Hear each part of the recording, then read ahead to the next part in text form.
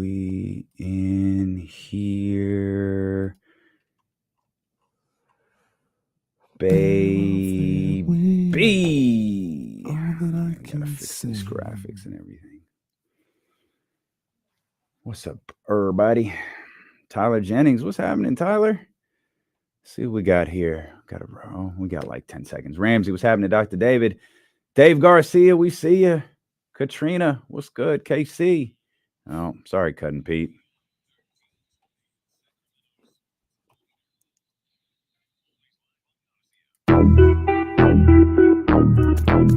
Hey, Riggs. Yeah. We got him screaming D-Lo, KC, D-Lo, KC, D-Lo, KC, D-Lo. We got him screaming D-Lo, KC, D-Lo, KC, D-Lo, D-Lo. We a number one spot for some sports, huh? Got the city going crazy when we work, huh? We top two, but we ain't two, we in first, huh? And when you need the real, we is who you search, huh? D-Lo, KC, D-Lo, KC, D-Lo, KC, D-Lo. We your number one spot. Let's go, baby. Vibe check. Come on, man. Come on, man. Where you at? One more time. Vibe check. Where you at? Let's go. We welcome you in here. So the Wednesday, August 2nd edition of D-Lo and KC. I'm Damian Barling. Acknowledge me. He's Kenny Caraway. Yes, sir. Acknowledge me. And we're so happy that you're here with us. You know, I just thought about something. Listen to our guy, Young Zell. Shout out to Young Zell. Out there at the California State Fair making moves. Can't wait to see what he's about to do next. Because Young Zell's everywhere. You ain't never there. But in the intro, he says, we're top two, not two. We in first, huh? Well, actually, we are two. Yeah, it's weird. First and second. It's wild. We have meetings about how we can beat running back. Yeah, it's a true story. Damn.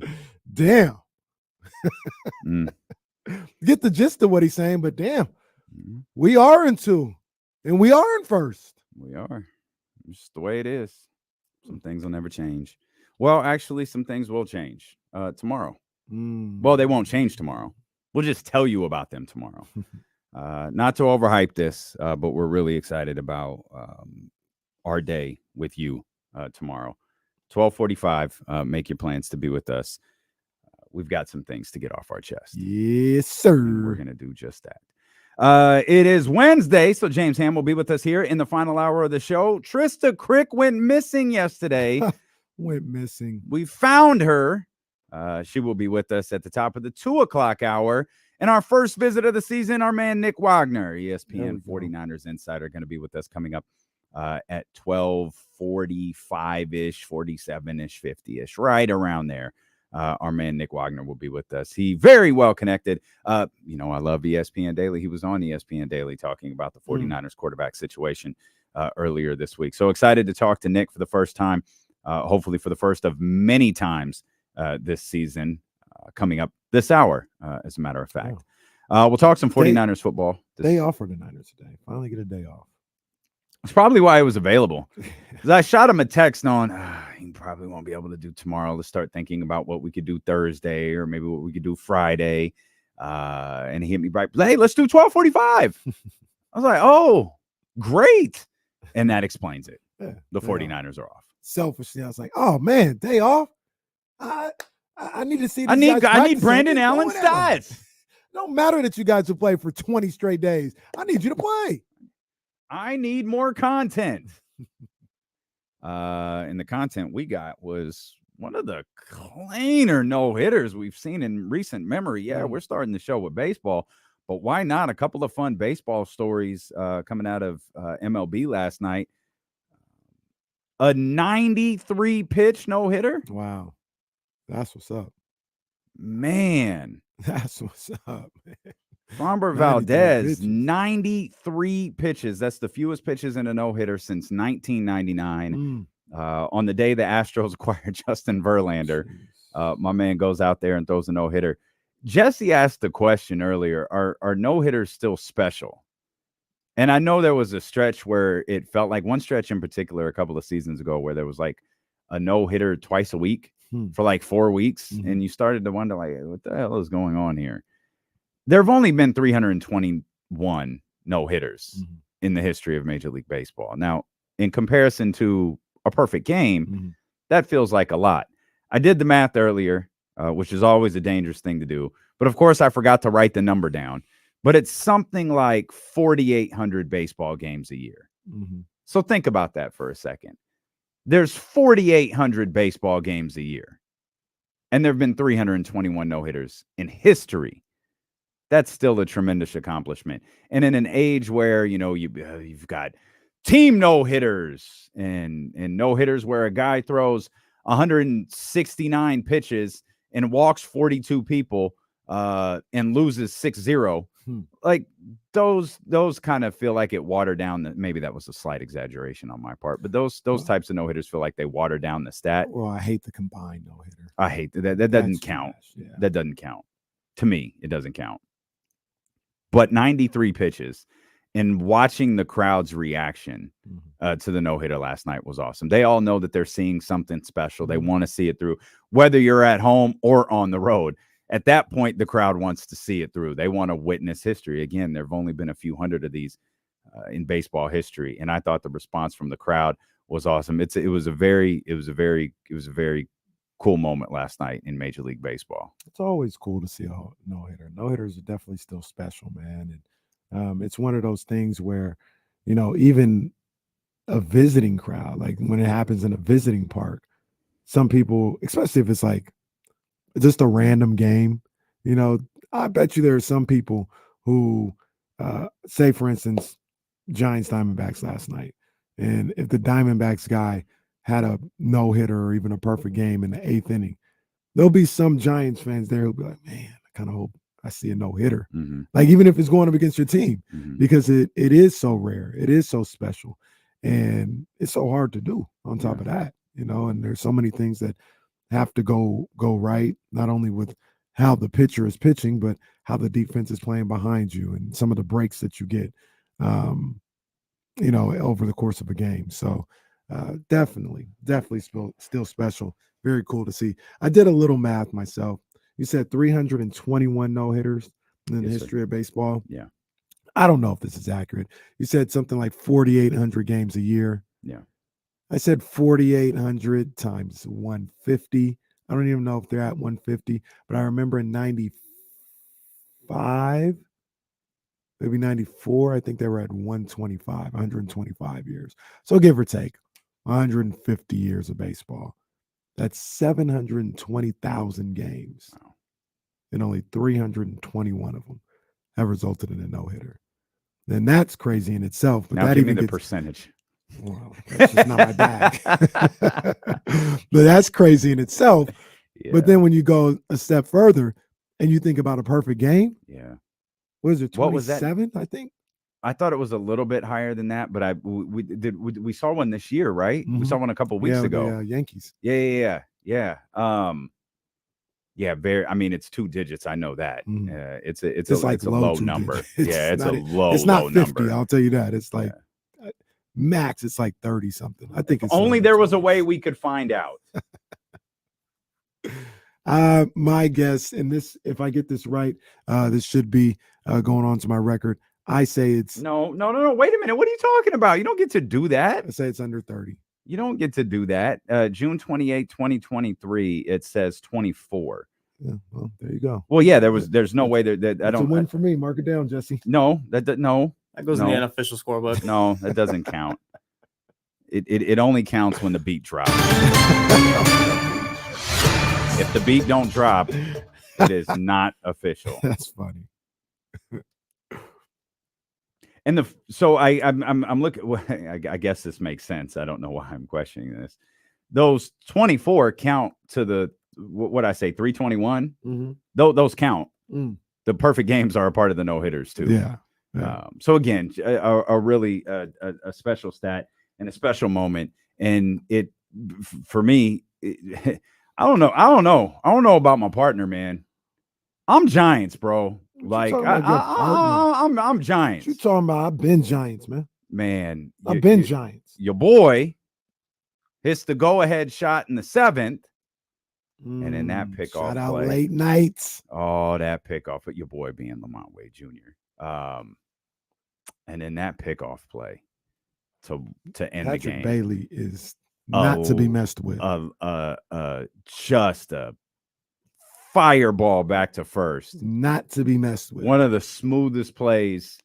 One of the smoothest plays since that. Oh, man, who were they playing? They had a crazy game against somebody where you were alluding to a play you were going crazy over, like late at night. It was the year they won 107. No, it was earlier this year. It was the pop-up play that turned into like the Bad News Bears against circus. The Dodgers. You were like, did you see that play? And you didn't say the play. And I'm like, no, I saw it. And you were like, I was going crazy in the house. I thought you were talking about Bailey's play to third. Yeah, you were talking Mookie Betts on that play. You were talking about the pop-up that resulted in a circus. I thought you were going crazy like, oh my God, what a play. You were going crazy like, oh my God, these idiots. Yeah, these fools almost lost the game. Throwing the ball around Dodger Stadium. Yo, Bailey's got a Patrick Mahomes arm back there. Nah, man. You can't mess with Patrick Bailey. I mean, some of the best base stealers in the game have tried him and failed. And yesterday, it didn't even have to be a base stealer. He just picked him off. Simple as that. So Patrick Bailey, he's one of them guys that Farhan got right. And he also got my boy Luis Matos right, who had a big, I think it was the first one because Brandon Crawford tied it with a 2-run homer. But Matos got that inning started in the sixth with an RBI double. And he also got late night Lamont right as well. Well, then maybe you shouldn't be so quick to hand out your Redfin password. They're 2.5 games back from the Dodgers right now. All right, that's cool, man. They're 10 games over 500. Yeah, they gotta make the playoffs. Like what are we talking about? They're going to make the playoffs. All right, they gotta try and they gotta be able to win a series. Okay, you just said they got to make the playoffs. They gotta be able to win a series. Now you're like moving. What are we talking about? This is one of the big time franchises. Is this a down year for them? No, it's not a down year, but it's not a like them scratching and clawing for the wild card is unacceptable. They made the playoffs once in like 7 or 8 years. And now the playoffs have to be extended for them to make it again. I need more. We're talking about San Francisco Giants. We're talking about, this is a fact, the team that has won the most games in the history of the game, in the history of the league. The San Francisco Giants. Is that a shoot? Look that up. Are you making that up? That's facts. This ain't the Rays. Oh, okay, we'll leave the Rays out. This ain't the Rockies. Well, the Rockies aren't bothering anybody. Leave them alone. Did you know the Rockies have never won the NL West? I think I heard that stat. Yeah. I think I heard it from you. Yeah. But after your Giants stat you just gave me, I'm questioning everything you tell me. They've been around 30 years now. They've never won the NL West. They even got to the World Series without winning the NL West. Rockies have been around 30 years. Can confirm. Kenny's right. Giants have the most wins all time. Dodgers are second. Well, they're second in a Do lot we of have the things. numbers? Well, okay. Well, you relax. Giants got 11,441 wins. Wow. Dodgers 11,294. Damn, they ain't never gonna catch us. Like we'd have to get suspended for 2 years for them to catch us. Okay. The Giants are just gonna have to fold for 2 years for the Dodgers. The Dodgers ain't never gonna catch us.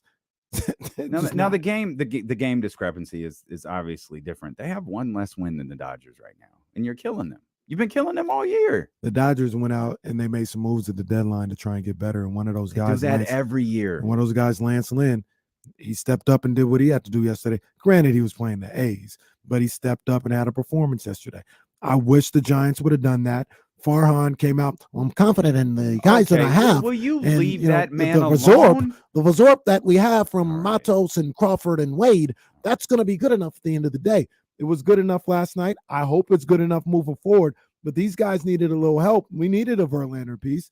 He didn't get it. Let's see if they can bring it on home. Or maybe when the rest of the league is ramping up, the Giants will just keep winning games. No, maybe Sound so. familiar? Maybe so. We'll come back. Giants aren't the Kings. Oh, they're not. Ain't no orange beam coming out of Oracle Park. We'll come back. We'll stay. We're talking about rosters and roster construction. Well, let's talk about the Sacramento Kings roster. Let's talk about the San Francisco 49ers roster. We'll do that. We'll talk to Nick Wagoner as well this hour. We're just getting started. Busy Wednesday plan for you. Stilo and KC, brought to you by Sky River Casino here on Sacramento Sports Leader, ESPN 1320.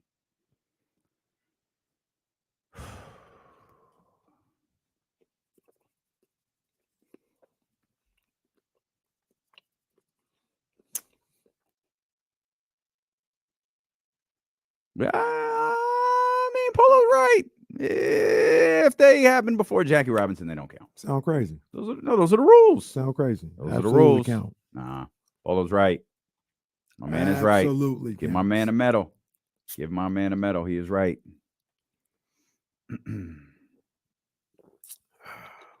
Oh, that's tough. I think I read. Jeez. Someone called. They called that man the worst player in Major League Baseball. I mean, when you're hitting 173 or whatever it is. I don't know what I was man. reading. It might have been McCovey Chronicles or something. They were like, no, the Giants just went out and acquired the worst player in baseball. Like, geez. That's tough. Even AJ Pollock was like, what the hell did they trade for me for? Like, what?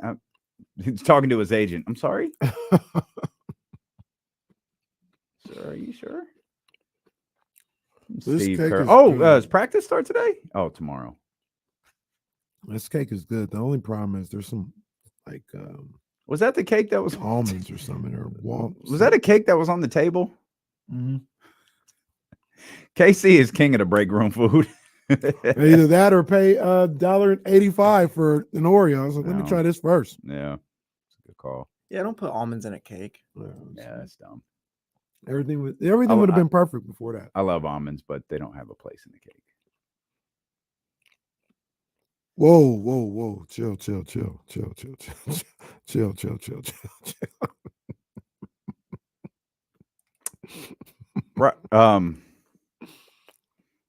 Bryce, that's a self-inflicted timeout, Bryce. Is Bryce back? I have no idea. He might be on a teacup right now. You know, it's funny you asked this. Nah, he getting that cake. It's funny you asked this. I was thinking of something like this. Not necessarily a barbecue. I was thinking. It's a good question. I was thinking about something though. I got big plans rolling around in my head. Yeah. Big plans. It's gonna take a little while. Like I don't think you guys are gonna see it in 2023. I want one of them I got needs to be big block plans. parties. That's what I was thinking. I got big plans. Get ready. We're going to take that bus to the Warriors game real soon. We should. I mean, we would do it. It just ain't $10 no more. It's probably $110 per ticket nowadays. At least. I don't even I'd cover do the it. gas. We definitely do it and go down to the dental office. That ain't nothing. Young Sav, it's Corners of the Culture shirt, man. That's Cool Herc, creator of hip hop, on the shirt. The building in the back is 1520 Sedgwick Ave, created by the Dope Ones over at DLoandKC.com. Premium t-shirt, very, very comfortable, fits magnificently. One of our better pieces over there for sure. Come on. Hey, Travi Bear 262. That's uncalled for. He said usual. That's uncalled for. I don't come on here talking about your mama's bad baseball takes. His mama got bad baseball takes? Well, that's terrible. I don't come on here talking about your mama's bad baseball takes. Extra white chocolate's got a cut and Pete. We got a cut and Pete too. Kenny's just Kenny Steinbrenner. That's it. No. Just wins only. And we got to win. We got to win. Not to mention, I mean, we sweep it under the rug. We sweep it under the rug, and it's okay. But they did lose. They did win 107 games, losing the first round. Dr. Davis, strawberries are cool and vanilla cake. That's pretty much it, though. To shoot. Now blueberries work too. You guys have a weird hatred towards blueberries.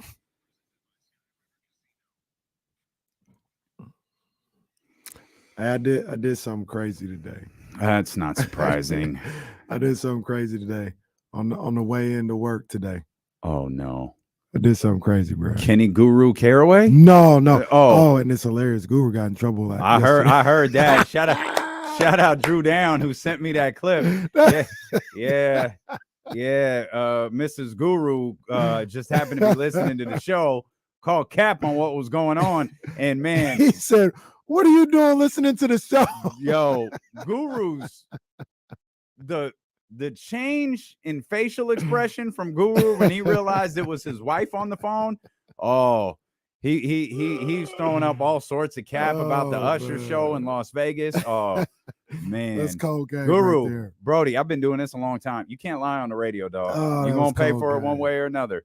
That You was can't cold, lie man. on the radio, dog. But no, nothing like that. But on the way into work today,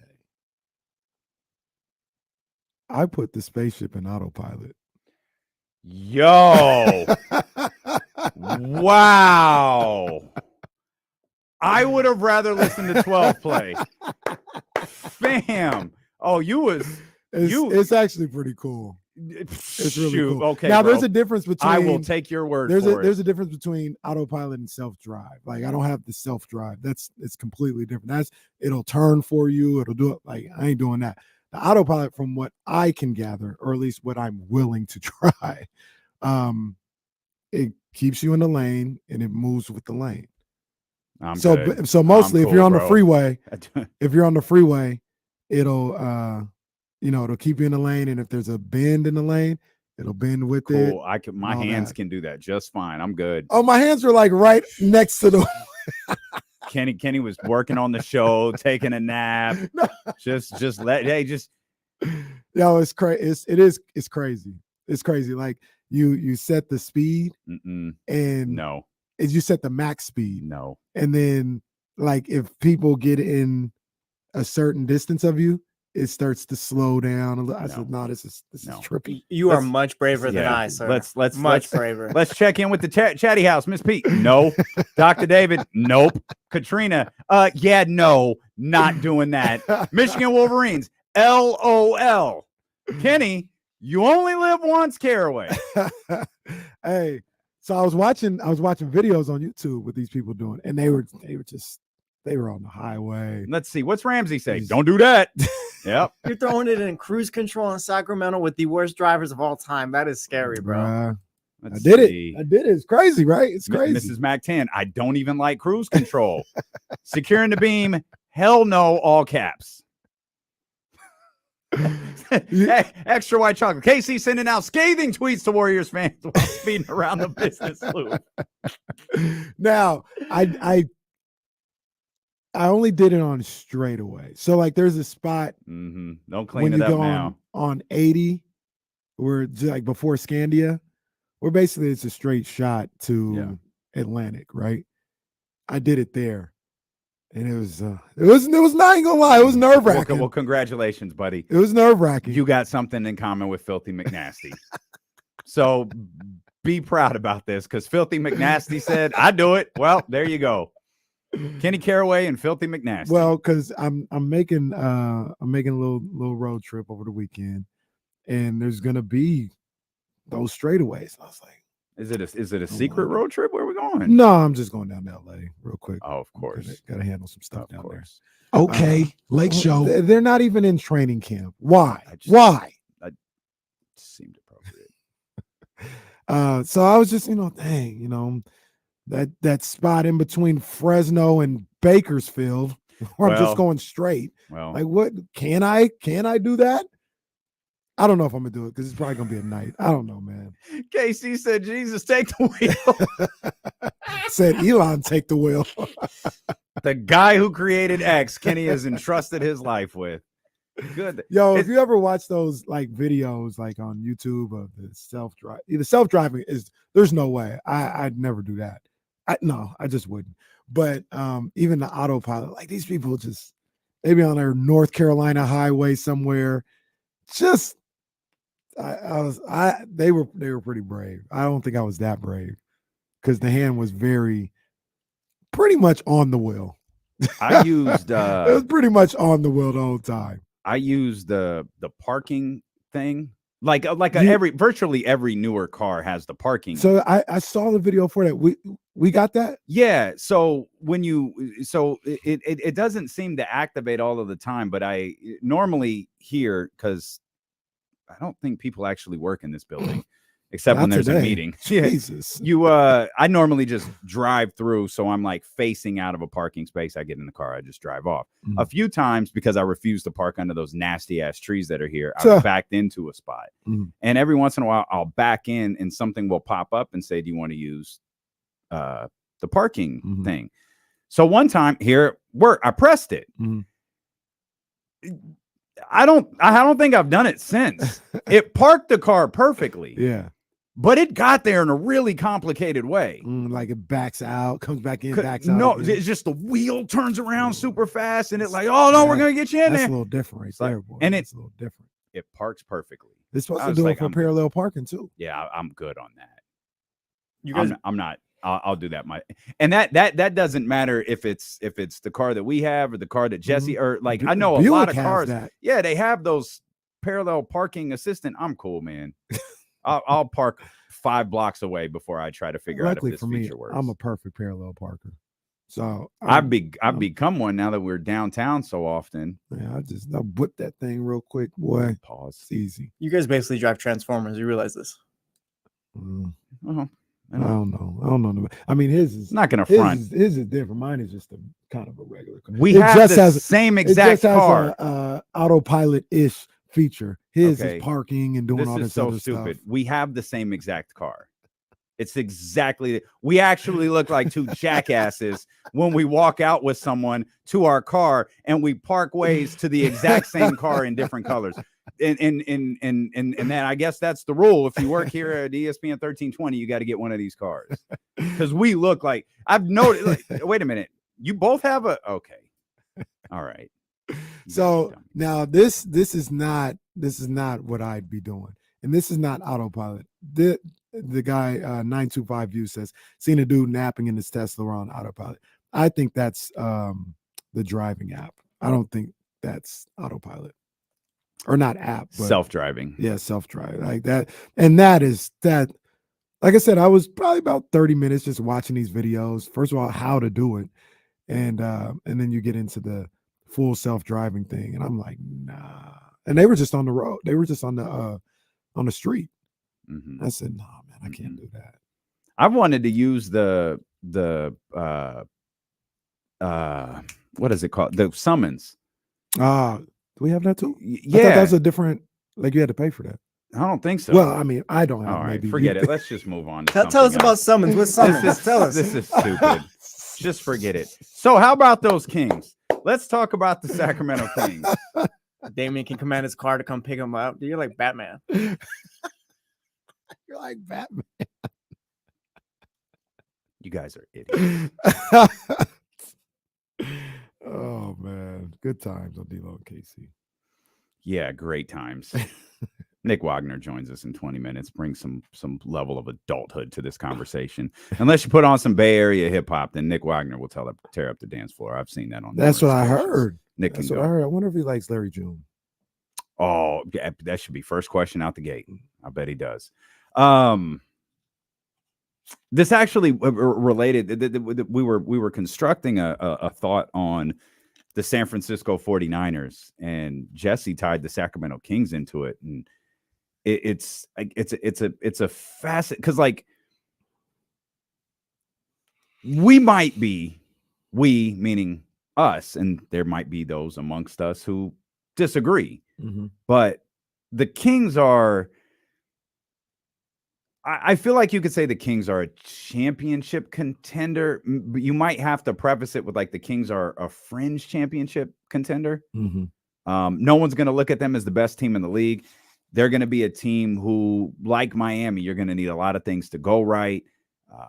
You're going to have to grow off of last year's, playoff hurt and experience. You're going to have to do that. But calling them a fringe contender, I don't think is far-fetched at all. No. Again, I don't think a lot of people outside of our group here will feel that way, but I think it's accurate.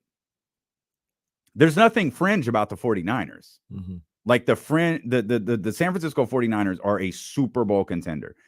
They're a Super Bowl champion contender. Like they have the opportunity to win it all this year. And what kind of like got me stuck here is we've been over the Sacramento Kings roster a million times, from the addition of Sasha and Trey coming back and what their roles will be with the emergence of Keegan, and you hope for the growth of Davion, and then you got the all pros there, and then you got the all pro of a different variety in Harrison Barnes and Malik, all of these different components, right? Kevin Herter, who I absolutely expect to be even better than he was last year. Which makes me pose the question, do you feel like this Sacramento Kings team, and when I say you, I mean Kenny, Jesse, everybody listening, do you feel like there is a glaring weakness or roster need on this Kings team? Not to me. Not to me. I mean, they don't do everything great, but I don't think they do anything terrible. Now, some people will point at defense and say they don't play defense. They're a terrible defensive team. I still contend that they're a timely defensive team. To me, they're not the Dallas Mavericks. I look at Dallas, like this team is awful on the defensive end. Just awful. I just think the Kings are more timely. You get into their style of play, their pace, and I think that plays some factor into why their defensive rankings where they were at. But people want to talk about rankings and ratings and all this other stuff, except for when it goes against their argument. Because the number all last year was the fact that the Kings in the fourth quarter were one of the best defensive teams in the league. You know, a top 10 defensive rating team. So I think they're timely when it comes to the defensive end. And that would be the one place that somebody would have an issue with this team and say it's a weakness. But I don't even know if it's that big of a weakness. I really don't. Now, this doesn't mean that they're a perfect team or they do everything perfect. Like I think they just do a lot of things well without doing anything like completely bad. Am I stalling them out on the defensive end? No. I'm not going to go so far as to say defense is overrated. It's not. Defense is very important, and it's obviously really important when you get to the playoffs. I think it's a crutch that we use to talk about this team and justify like we try to use it as a way to justify like certain losses. When you look around the league and you realize like there are a lot of teams that like fall short on the defensive end, and when you get hung up on a narrative, you stick with it. It's like Dallas. Portland wasn't for like a decade. Yeah. If the Kings were awful for a decade, Portland was sniffing their awfulness. Right. Portland was terrible. With all due respect to Terry Stotts, he knows. He was a terrible defensive coach. Being played. That was a terrible defensive roster. But Dame Wade bye-bye to Oklahoma City. Nobody was talking about defense. Right. Like that team advanced in the playoffs. Nobody was talking about defense. It becomes a crutch when you lose. They stink defensively. And it was still there this year only because I don't think people knew what else to say about Sacramento. I thought that was going to change heading into this year. And based on some early poll results, that's not going to be the case. They're going to be saying the same exact things about Sacramento until Sacramento gets back to the playoffs. And God forbid they're the 4th or 5th seed instead of the 3rd seed. And oh my God, last year was a big fluke. They'll be out of this thing, next year. Right. But you feel like there's no like glaring weaknesses in the roster. And then I look at the San Francisco 49ers, and I don't feel like there's a glaring weakness with the San Francisco 49ers either. And that's a championship team. Like now we can talk about areas on the football field that aren't as good as others, but I don't think there is like a definitive, and we'll talk to Nick Wagoner about this, and I'm curious your thoughts on it. I don't feel like there's a definitive, they have to fix this before week 1 or this could wind up being a problem. I don't think that exists with this team. Yeah. What position? It's the offensive line.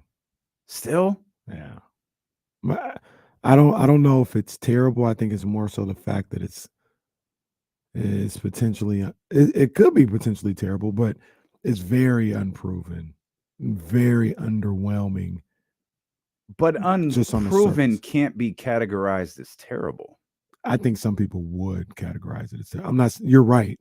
You can't just say just because they're unproven, they're automatically terrible. I agree with that. Because if that's the case, then no wonder everyone hated the Kings last year. But it's also a situation where like you see these guys in practice, or you see them doing spot, fill-in jobs when somebody's down for a quarter or something like that.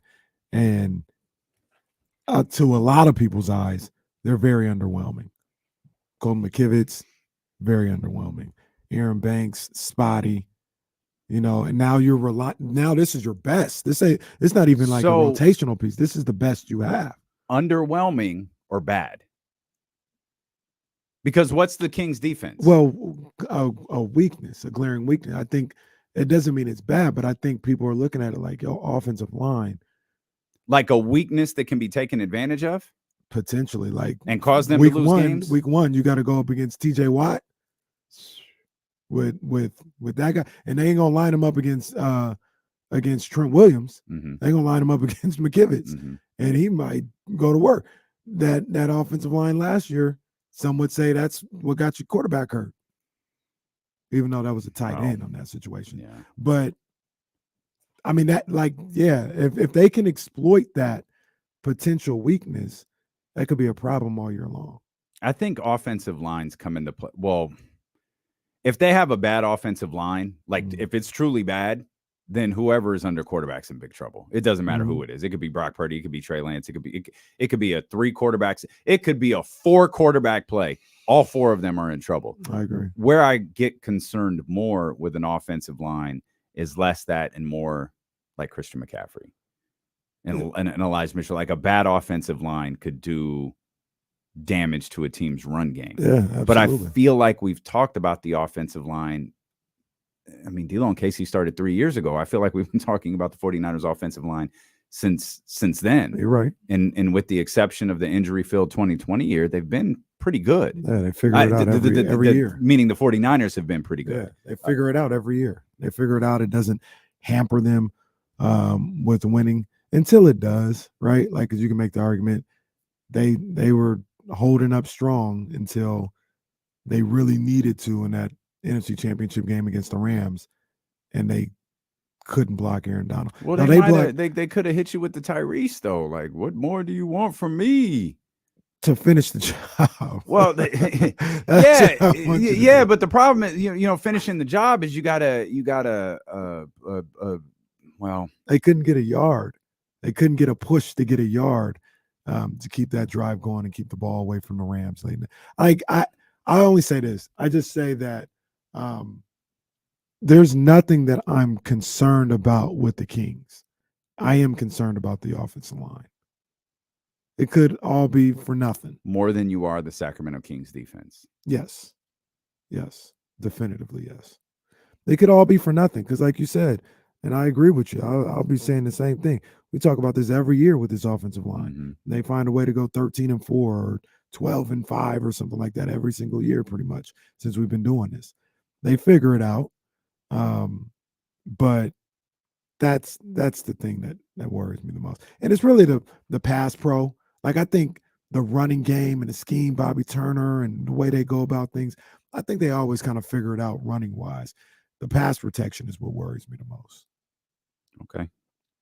And I think Colt McKivitz, who's taking over, sorry about that, taking over Mike McGlinchey, I think the rap on him is he's an improvement in pass pro, but he's a minus in the running game. I think that's how I've kind of read it to be. Okay. I just feel like we keep having the same conversation about the offensive line, and the offensive line ultimately holds up. You're That's right. why I'm You're 100% correct. I'm unwilling to call an unknown a weakness. You're right. Now, great point about TJ Watt. And the beauty about D'Lo and KC, we're one of the rare sports shows that reserve the right to change their mind. And I think we'll know pretty quick how big of a problem that offensive line might be. Mm-hmm. But they are, again, entering the season with this offensive line. Now, it's a little bit different than last year's offensive line, which was a little bit different than the year before. And like there's no overwhelming changes to this position group. But I just think it's funny that we're willing to.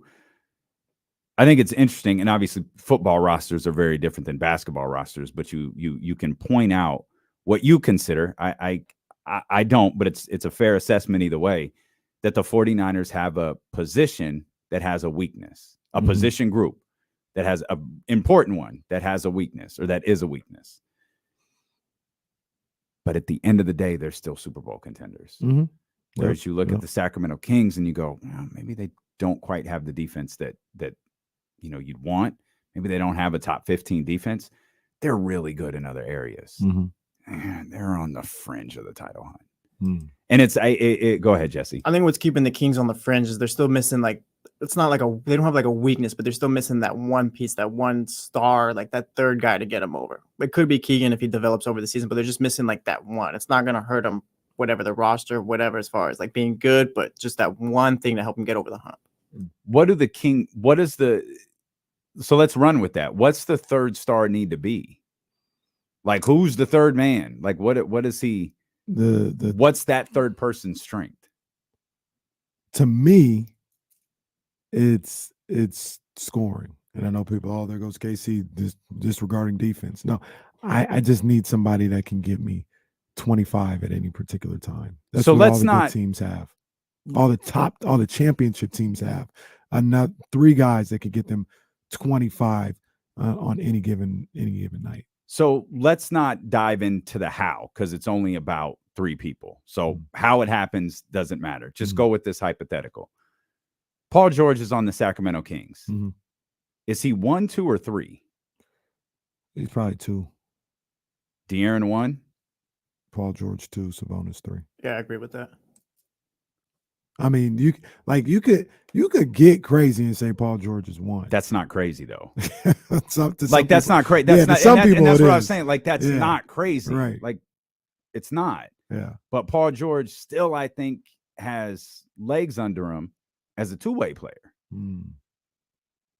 And that was kind of what I'm leaning to is, do you need obviously, I mean, Paul George is a super extreme example. Do you need a high-level two-way player to tie this all together? Someone who could do what you just asked, score.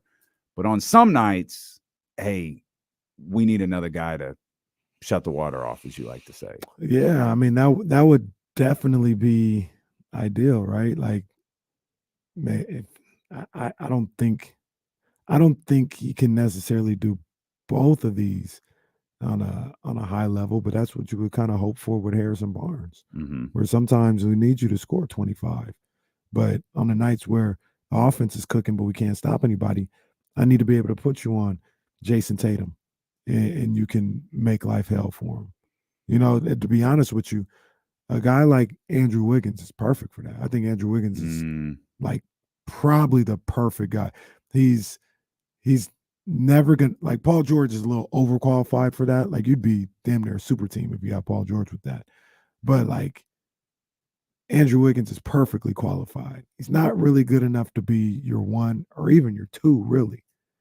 But he's definitely a 3, maybe a little more talented than normal number 3 type players are on your team. And he can switch sides of the ball whenever you need him to. If you need him to score, you can, he's able to do that. But if you need him to say, hey, I'm not worried about your offense tonight, I need you to lock up, he can do that as well. Andrew Wiggins would be perfect with the Kings. Perfect. They'd win a championship with Andrew Wiggins. Yeah, you're 100% right. That's why Andrew Wiggins is perfect with the Warriors. Like, because he can do both. But he is. But you're right. I think like if the Warriors had Andrew Wiggins, now it's crazy because they won a title, so it's crazy to say. But today, the Warriors have Andrew Wiggins, the Kings have Andrew Wiggins. I think the Kings are way better than the Warriors.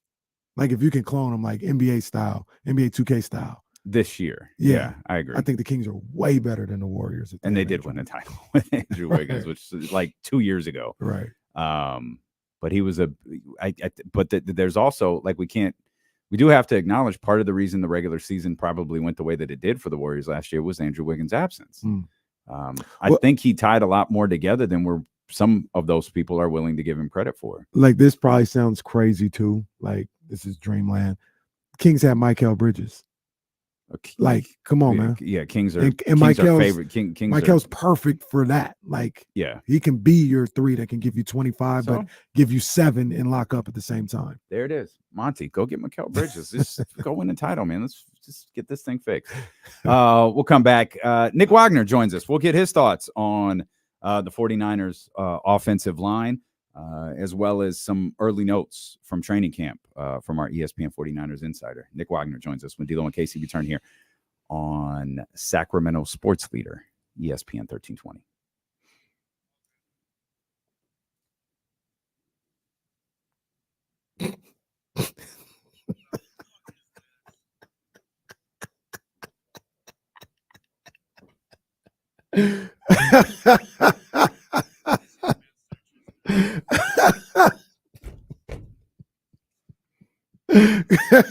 Hey, come on, man. Come on.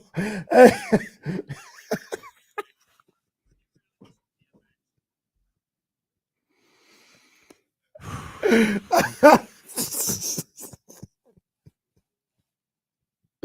Come on, man.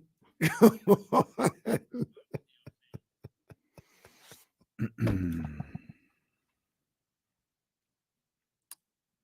Just minding my own business.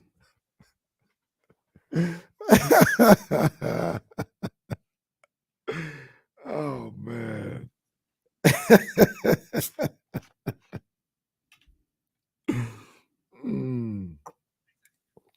Okay. With the Kings, I think they need more of a bucket getter. Like I think I'm with Casey. The defense is the defense. It's fine. Yeah.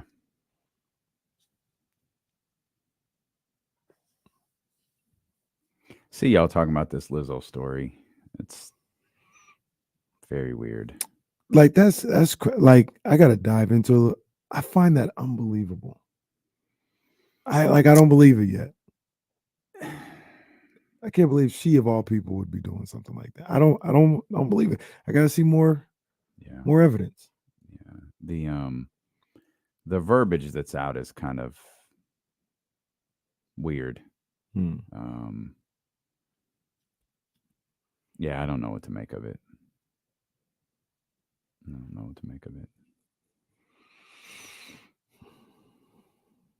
I saw this clip of, I don't remember I don't know if it was TMZ or whatever, but it was Tiffany Haddish. Yeah, I lost everything.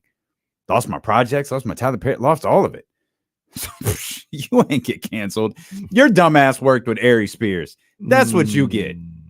That's what you get. That's your punishment for working with Ari Spears. You can hit the comedy club circuit like that jack off did. Out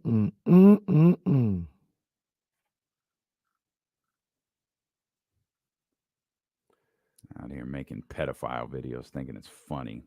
Fuck out of here, Tiffany.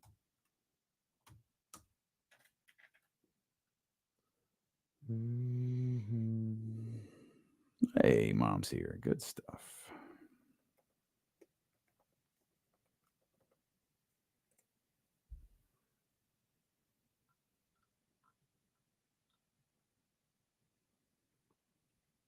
They probably send Paul Heyman on all these media trips because Roman's too good and he's too big of a baby face when he does like First Take and all that stuff.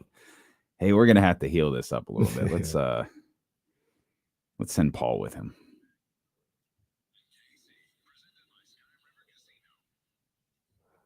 Hey, can I give a shout out before we get into Nick Wagoner Talk 49ers? Much needed shout out. Alyssa Thomas. Ooh. 21 points, 20 rebounds, 12 assists. Well, no turnovers. Yeah. Only 4 times in the history of American professional basketball. You're damn right. I'm including the NBA. Has that stat line ever happened? 20, 20, 10, no turnovers. Unfortunately for Alyssa, Bleacher Report will dub her the most overrated player in the league next year. I was watching that. That's a phenomenal stat. That was crazy. And they talked about it was the first time it ever happened in the WNBA. And then they brought up the graphic of the times it's happened in the NBA. Only 3 other times. It was Fat Lever, Charles Barkley, and I forgot who the third guy was. But that's it. 20, 20, 10, no turnovers. Wow. Sick. That's amazing. Sick. Connecticut was surprising the hell out of me. Yeah. Connecticut and Washington both looking really impressive. John Bull says, hold on, get the air horns. Yes, indeed. Happy birthday to our brother Bryant West. Yes, sir. One more time. Yeah. Bryant, happy birthday, Brody. Leo season in full effect. Happy birthday to Maybach O. It is what it is. Maybach O Hey, celebrated Maybach a birthday O. yesterday. We'll run What's it one more good? time. Why not? Maybach O. Let them air horns fly. But Leos are cool, man. Leos are cool. Yeah, you damn right we are. They're cool. I ain't got nothing crazy to say about no Leo. Yeah, you don't talk crazy about Leos because Leos is hot-headed. I mean, the real season is over, but Leo season cool. Okay, bro. Whatever. Let's bring in Nick Wagoner. Nick Wagoner is our guy. He's our ESPN 49ers insider. Nick, we were joking earlier. I was like, man, Nick, it's normally tough to pin Nick down. We realized 49ers don't have practice today. So I guess we caught you on the right day, my man. Oh, man, see, I was going to say, you guys, I love coming on with you guys, but you guys get a playoff basketball team, and all of a sudden, football doesn't even exist anymore, man. Like, I haven't been on in a minute. I think you guys had just dropped your merchandise line at the time I was on last time, and now you're, like, way deep into it. Like, you're like the Versace of radio merchandise. Well, no, he's not wrong. And, yes, you're sort of right. When the Kings start to win, nothing else exists. Nothing else does exist. Nothing else exists. Matter of fact, Nick, right now we're going back through the season as we speak. That's true. That's what we're doing here in Sacramento. Going back through the season that just happened. See, you're proving my point. And I'm not taking it personally. I understand, but let's not pretend like I can't talk hoops too now. Well, let's make this clear. We've got big plans for Nick Wagoner moving forward. Yes, indeed. We'll say that. Yes, and I'm going to say indeed. that remark out loud in case we can't close the deal. Someone's going to pay you. If nothing else, they'll pay you just to not come on with us. We're going to get Nick Wagoner on regularly, man. Believe That's that. facts. That's facts. And we know we could talk. We know we could. Here's a question for you before we get into the 49ers, because I'm sure you're just dying to be asked about the quarterbacks and everything that's been going on in the first couple of days of training camp. I know you're a big hip hop guy. Hip hop celebrates its 50th birthday next Friday. When did you fall in love with hip hop? Man, I was probably 12-ish. Like I think that I fell in love with hip hop in the middle of like when it first really hit its stride. I'm talking like 92, 93, 94, like right in that range where it was, All Eyes on Me, Ready to Die. Nas and Outkast. Like, I mean, to me, that's the golden era. Like, I'm still stuck in that era, guys. Like, I get, there's like early 2000s. I'm a Jay fan too, and the Kanye, like the initial trilogy from Kanye. Like, I still go back to those. But man, it is not hard to find me on any given Wednesday just listening to early to mid 90s hip hop. So Ready to Die is the album that really hooked me, if I'm being honest about it. And I'm sure I'm not alone in that. I know a lot of people feel that way, Yeah. I mean, my partner, he says Ready to Die is the greatest hip hop album of all time. Yep. And I agree. I used to say it was the I have blueprint. trouble arguing, guys. I mean, the original blueprint is right there for me, but it is, I mean, I'm a storytelling guy. Like, that's what I do for a living. And I always say, like, people say what they want, but hip hop to me is one of the greatest forms of storytelling there is in the world. I do my own form of storytelling, but I take inspiration legitimately for what I've done for a living from hip hop. I really do. Yeah. Is there, so as we transition from the glorious form of storytelling, you did some great storytelling this week on an episode of the ESPN Daily Podcast and about the 49ers quarterback situation. And it feels clear that that Brock Purdy is the 49ers quarterback week one, unless something goes terribly wrong. Right. Is there a possibility Trey Lance isn't on the roster come week one? Yeah, I think there is. I mean, we can't rule that out. And I think, look, there's so many things that are out of the 49ers' control as they kind of look at this, but everybody wants to speak in absolutes, right? And I know it's not sexy to sit here and say, let it play out. I get that. That's the line of work that we're in. But it's also the reality, and it's especially the reality with the 49ers. Like, let's just take a walk back through the past 6 years of what they've been through at quarterback. How anyone can sit here and tell you what exactly is going to happen in September, October, November, never mind next week. Like what's going to happen to this team at quarterback? They're just guessing, and you know what? There's hope. there's a plan, what they expect to happen, but their plan has been thrown off almost every year since John Lynch and Kyle Shanahan have been here in 2017. 2019, the only year they had a starting quarterback that played the entire season, that was Jimmy Garoppolo. They, of course, went to the Super Bowl that year. But every other year, there has been injuries or there's been performance issues. There's been a combination of the two. So, like, trying to sit here and say, like, oh, Trey Lance is most likely to get traded. Well, sure. But here's the thing, guys. There's 4 quarterbacks on the roster. Logic right now tells us a few things. Number one, that Brock Purdy is the projected starter, the guy that they expect to start. He still, by the way, guys, has obstacles to clear, from just a health perspective to make that happen. He's not practicing every day yet, so he still has to do that. There's also a little bit of a mental hurdle that he has to clear of. He hasn't been hit yet, guys, since he got injured. That's another thing that we haven't seen yet. So he's got to do that. Logic also would tell me that the 3 best quarterbacks out of the 4 on the roster are Brock Purdy, Trey Lance, and Sam Darnold. So then logic would also lead you to the conclusion that those are going to be the 3 quarterbacks on the roster, and Brandon Allen is not going to be. But the other thing that logic would lead you to is that if Brock Purdy is the starter and all 4 of those guys are not going to be on the roster, what is the best return that they could get for one of the other 3 guys? And again, logic would tell you that Trey Lance would be the guy who a team would be most likely to give up something to get, only because there's still probably people in this league. There are definitely people in this league that think that they can get the most out of Trey Lance, that can get him to the potential. As I keep saying, guys, that can do for him what the 49ers think they can do for Sam Darnold, which is tap into unrealized potential. So if all of those things are true and we go down the road and there is an injury somewhere else, and that's why I say there's things out of the Niners' control, because there are league dynamics that need to take place for something to happen on that front. If there's a big injury somewhere and there's a team that feels like, hey, you know what, Trey Lance is the best chance to win, or maybe he's a guy who next year is the best chance to win, and we think we could get him there, then of course I think a trade has to be something that is considered. Ruling that out would be silly, but I think as we sit here right now, the things that the Niners can't control haven't happened yet to get us to that destination. Man, that's a lot. Mm-hmm. That's a lot right there. Mm-hmm. All right, man. Let me dissect a little bit.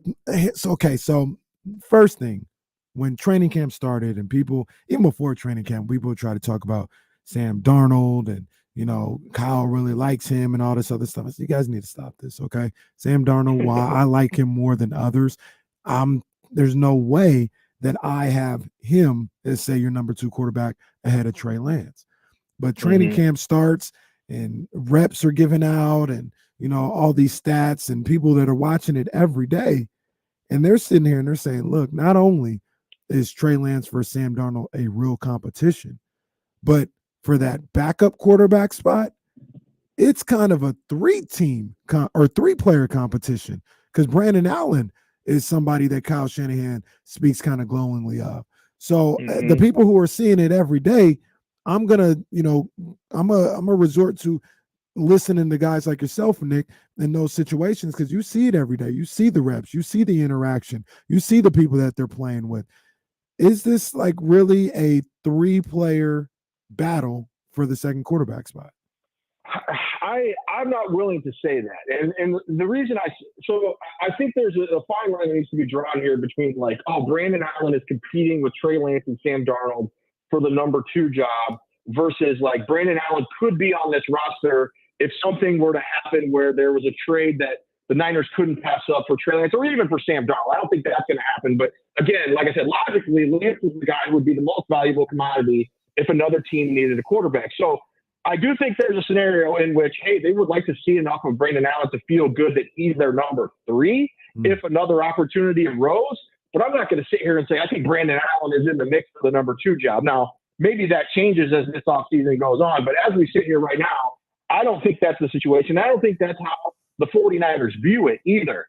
I also understand, like, to me, I think the biggest question, and the Niners have kind of answered this, like we've asked them about this, but the question is with Trey Lance, okay, Brock Purdy put together enough on paper to be the starter or the favorite to be the starter going into next year. But then what happened that took Trey Lance from, okay, he's not the starter, but now he's competing, he's singing for a supper to be number 2, right? And so where is that drop off from that to that? And I think, guys, and I've said this repeatedly, and I don't know if people want to hear it or not, but that finger injury that Trey Lance suffered as a rookie, it hampered his development to the point where it not only threw off his rookie season and where he was coming along to the point when he got injured, but it threw off his next off season because he taught himself to finish his throws basically with his middle finger instead of his right index finger, which was the broken finger. And, they use the term pronate, basically your ability to kind of follow through or finish. He wasn't able to do that. And it affected all of his mechanics. And so people say, well, why didn't he just go back to his old mechanics once his finger was okay? Well, it's muscle memory, right? So his body now believes that this is a way that I have to perform to be able to throw the ball. So not just learning, relearning what he did before, it's unlearning the thing that he taught himself just to get through his rookie season. So then he gets hurt again with the ankle injury, and now you've got 2 seasons by the wayside. And all of that takes you to where we are right now, where in some ways he's essentially starting from scratch because the Niners almost have to look at him as a different player or as a player that was like he was when he was a rookie because he simply hasn't been able to get the snaps they would have liked him to get, especially last regular season when he hurt the ankle. So I know these are long-winded answers, guys, but there's so much context and nuance to all of this. So people understand that there's so many things at play here, and also that people understand that yes, there's a path that the Niners want to follow here, but sitting here and saying like this is definitely what's going to happen, I'm not going to do that, guys. I'm not going to speak in absolutes on something that has had no absolutes other than uncertainty for the last 6 years. Steeler and KC on KIFM West Sacramento 98.5 FM, KRX QHD2 Sacramento, ESPN 1320, always live on the free Odyssey app. Nick Wagoner, ESPN, joins us. Nick, we were having a discussion earlier about the offensive line. How much of a concern the 49ers headed into week 1 against TJ Watt?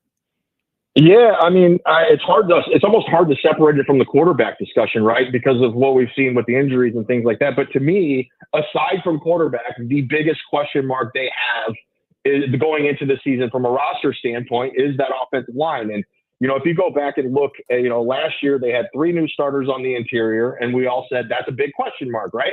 Well, they go into the season, and those 3 guys all played pretty well, right? Like they made it through the season. They played well. And certainly the 49ers, were the number 2 seed, won 13 games, went to the NFC Championship, all that stuff. But to me, guys, when you're having a conversation about the 49ers offensive line, it's not like, are they good enough to win a bunch of games? It's, are they good enough to win a Super Bowl? That's the question you're asking about everything the 49ers are doing right now. And if you go back to the Niners' last 3 postseason losses, so Kansas City Super Bowl, Rams NFC Championship game, Eagles NFC Championship game, I would argue that their inability to consistently block in those 3 games, now obviously one of those was a backup tight end that got Brock Purdy hurt, but it was going to be an issue all day, guys. That was a fierce pass rush that the Eagles had. But Aaron Donald the year before took over that game in the 4th quarter of the NFC Championship game and helped the Rams win. And I still argue, guys, I'll argue this to the death, that Chris Jones should have been the MVP of that Super Bowl because I thought he completely took over that game and dominated Mike Person, who was the team's starting right guard at that time, to help the Chiefs win that game.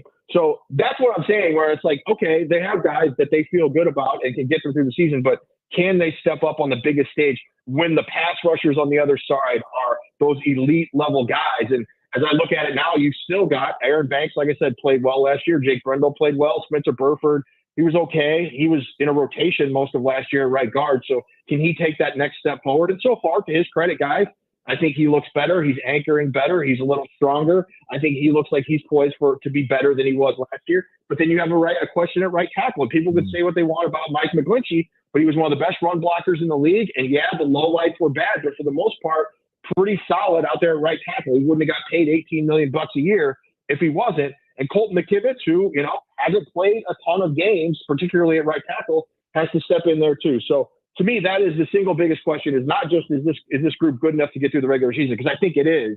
And that's assuming health, of course. Trent Williams, they have to have maybe the most indispensable player on the entire roster with the, Nick Bosa, you could argue, I guess, suppose too. But that to me is the big thing, is are they good enough to win in January and February when it counts most? Yeah, and McKivitz, the general consensus that I hear, because I have the same worry. I know McGlinchey, like you said it perfectly. When it was bad, it was bad. But I mean, in reality, that was like once every 2 weeks. Like you see this awful, you see this awful highlight that circulates on Twitter. But there's 50 other plays in between there where he's just fine and you never notice him. So McKivitz, the consensus seems to be he's maybe better at pass protection, but he's going to be a drop off in the run game. Is that kind of what's been talked about with him right now, replacing McGlinchey? Yeah, I think that's the kind of the expectation is, the hope is that he can be as good or better in pass pro, and then the run game, he'll probably be a drop off, which, to be fair, McGlinchey has been a top 5 run blocker at tackle for years now. So, that's a high standard to meet. But again, like if you go and look at it, Colton McKivitz has not played a lot of football in the league, and particularly at tackle. I think he has 2 starts at tackle. One of them was at left tackle, and that was that Week 18 game. If you remember, guys, down in LA against the Rams, the game they had to have. They make the big comeback and they win the game to get in the playoffs, the 2021 playoffs. And he played pretty well. Trent Williams was injured. He played pretty well. He held up over the course of the game. And okay, but that's like still super small sample. And they have a great offensive line coach, Chris Mercer, one of the best in the league. He gets a lot out of these guys. But the Niners have clearly made the decision that they're going to invest in the skill positions. They have their left tackle who they've invested heavily in, but the rest of that line has been pieced together through various other avenues. And so, yeah, there's no denying that Colton McKivitz is going to have some rough moments. It's the question of, again, can he be consistent enough to get them where they want to go, particularly when the competition gets tougher. Nick, we close to a Bosa extension? Man, I thought we were close like 2 weeks ago. So I've been told it was going to be any day, and this was like a week ago. So I think it's going to happen. It's never been a question of if they're going to make him the highest paid defensive player in the league. It's just been a matter of when and by how much, right? So I think this will get done. Do I think the Niners are worried about it right now? No, I don't. But I think there is probably a time where you start getting into you start getting that second preseason game right around there where you're 3 weeks from the regular season starting. Like, even as great as Nick Bosa is and as much as good as he takes care of himself and all that stuff, you still got to, what they call callus up, callus up and get your wind, football shape, all that stuff back. So he is going to still need a little bit of time, but I think this is going to get done. I don't think we're at a point yet where we have to worry. But like I said, if we start getting into that, he hasn't reported in there in the week of that third preseason game, then I think maybe you start saying, okay, what's going on here? Nick, we talk about the things that we're concerned about, just because, those are the stories, and, you got to be, you got to look at this team as like, okay, where are some of the things where they can improve and things of that nature. So we talk about the offensive line. We talk about the questions with the quarterback and what's going to happen there. But you've seen this team for a week plus now. These guys are stacked. Like, this roster is crazy. The defense is going to be crazy.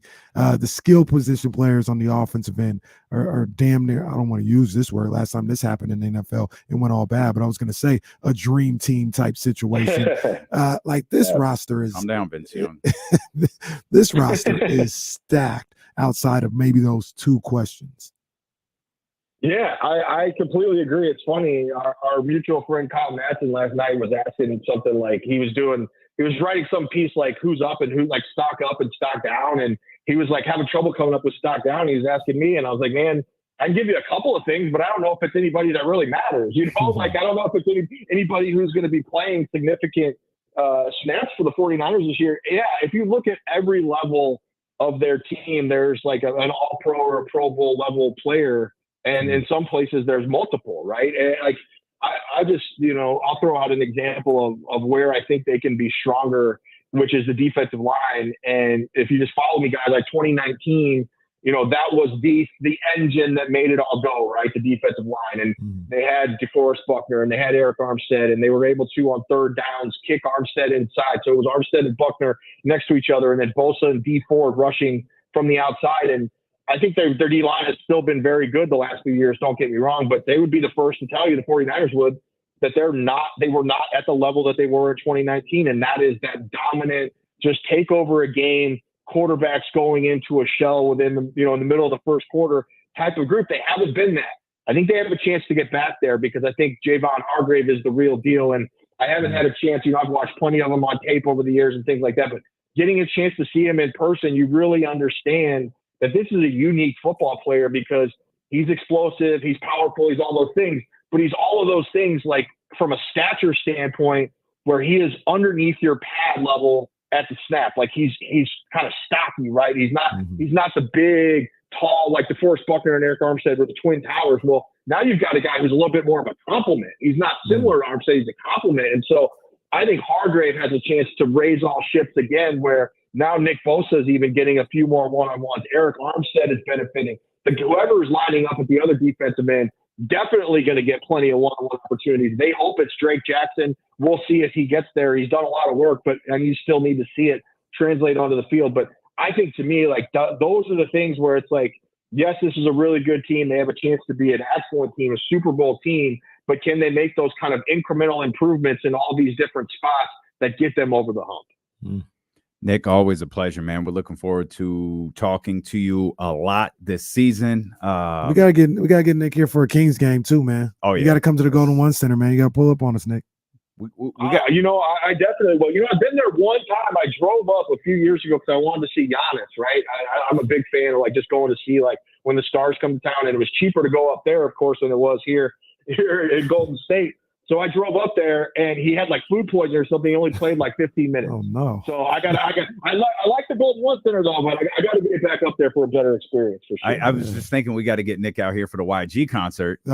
And well, it dawned on me. Oh yeah, he's going to be busy that day. It's the home opener for the 49ers. You're going to be occupied the night of the YG concert. We'll figure out a good time to get you out here. We'll start getting you on the video stream as well when you're free. But again, Nick, always a pleasure, man. Thanks for carving out some time for us. Sounds good, guys. Catch up soon for sure. Yes, sir. That's our man, Nick Wagoner, right there. ESPN 49ers Insider. Ready for these I don't know Niners, who the Kyle guy he was talking about. Some guy. I don't know. Some guy. I'm turned up, man. I'm tired for the Niners. It's time. It's time. The body clock is talking, and let's get through this sorry little preseason and keep everybody healthy, and let's go, man. We got a Super Bowl to try and win, man. We were talking about championship moves early, like Paul George, Andrew Wiggins for Sacramento. Like what makes them like a definitive, title contender, upper echelon title contender. That's what I feel like the Christian McCaffrey move was last year for San Francisco. That was the move where like this team's good. I think and that's the unique thing. I think they can win a title. Then they got Christian McCaffrey, and it was like, I think this team's going to win a title. Obviously they fell short, and we could go over the reasons for the millionth time, but they fell short. This is a Super Bowl team. Bro, it's crazy. Purdy went down. It looked all bad. It's like, I don't think Purdy come back. Then Josh Johnson's in there. He's like throwing the ball all over the place, missing guys left and right. It's like, geez, this is nasty, bro. And then they hand the ball off to Christian McCaffrey at like the Eagles 30, and he breaks 2 tackles and takes it to the house. And when we through all that, tied at 7, I said, this boy bad. We got Christian McCaffrey. Just give him the ball. And then he couldn't even catch. Then Josh Johnson couldn't even catch the ball to give it to him. Well, and then it was 7-7. And then it was 3rd and 5. Jimmy Ward got the stop. We was about to get the ball back, and they called that bogus pass interference, and they kept the drive alive. Did Kyle Juszczyk in the game as the quarterback? No, I think he might have. Christian McCaffrey was in there for one play and threw it like 30 yards down the field. Yeah, and nobody was on that side of the field. Just wanted to get Brock rid of came back. Yeah, Brock came back in the game. This was like in the 3rd quarter. How wild is that in hindsight that Brock Purdy went back in that game and wound up finishing at his quarterback? They said his elbow ligament looked like a car crash, but he was out there in the 3rd quarter. They had a quarterback who couldn't throw the ball. That's what I've been saying all off season. Maybe they would have lost either way. I don't know. It doesn't matter. It doesn't matter. But damn, I ain't never seen nothing like that. And that's why this conversation is so difficult. Like, what do they got to do to win a title? Well, not have a quarterback that can't throw like that. Let's start there, and then move along. Game number 13 in our top 25 games of the Kings season. We're doing it a little early because Trysta Krick's going to join us at the top of the 2:00 hour. Then of course we got James at 3. We had to schedule it here because the segment ends when Trysta decides she's done talking. Yeah. So comes down to. We're doing this a little earlier in the show than we normally do, and has been the case. This is a good one. We've seen I'm effing nice. Mm-hmm. We've seen De'Aaron hit walk-off free throws. We haven't gotten to Orlando. We watched it yesterday. We're nowhere on the way. I'd make the argument this was the most stunning end of a game I had ever seen the Sacramento Kings play. And we will talk about that when D'Lo and KC, brought to you by Sky River Casino, resumes here on Sacramento Sports Leader, ESPN 1320.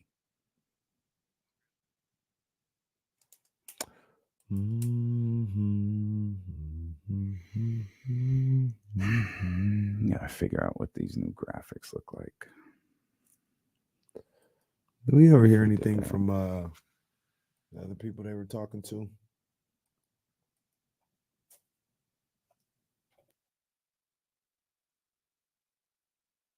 No, they Not didn't yet. get it. We haven't heard anything.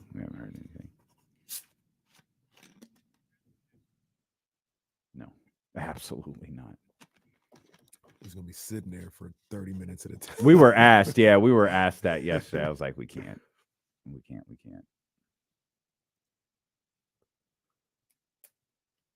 U.S. Open starts later and later every year. Like it Does it? It feels like it goes into like September. I always thought it was into like September. I didn't think it was ever around the same time as. That could be. Obviously, I'm completely wrong, but I didn't think it was the same time as football season. I thought it was always like it would end like a week or two before college football started. I don't think so. Maybe, but I don't think so. Chances to win the NFC North. People love the Lions. I'd be nervous if I was a Lions fan. Well, stories and moments, baby. So that might be number one and number two. Because we know what happened after that. Well, Pew Guy was 2 years ago. Well, that's what he's saying. Last year's. Oh, last year's top 25. That's what I should do when you're gone. I'm gonna make a top 25 for that season. Montrezl Harrell has a torn MCL. Oh no. Torn MCL and meniscus after undergoing an MRI Wednesday to assess right knee swelling following his off-season workouts. John Poles, bring back a W, big dog. Bring back a W. There you go. Big John Poles and all of his giant friends.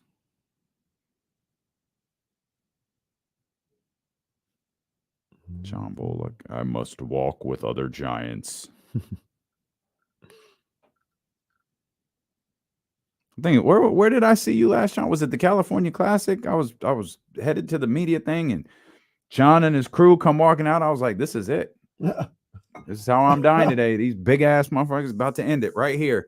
And I realized it was John. I was like, oh, I'm safe. I'm safe.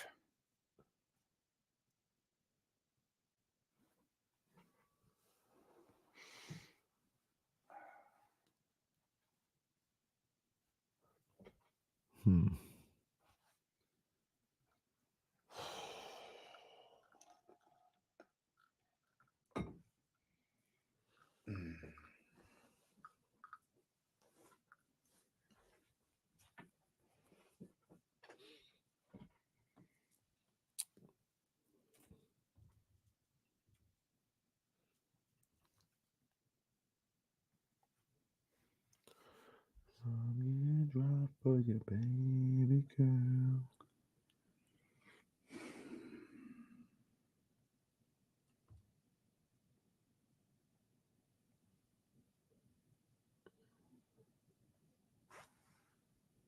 Man, Prince Fielder got a son playing baseball. Jeez. Wow. Man. How do I know 3 generations of that family?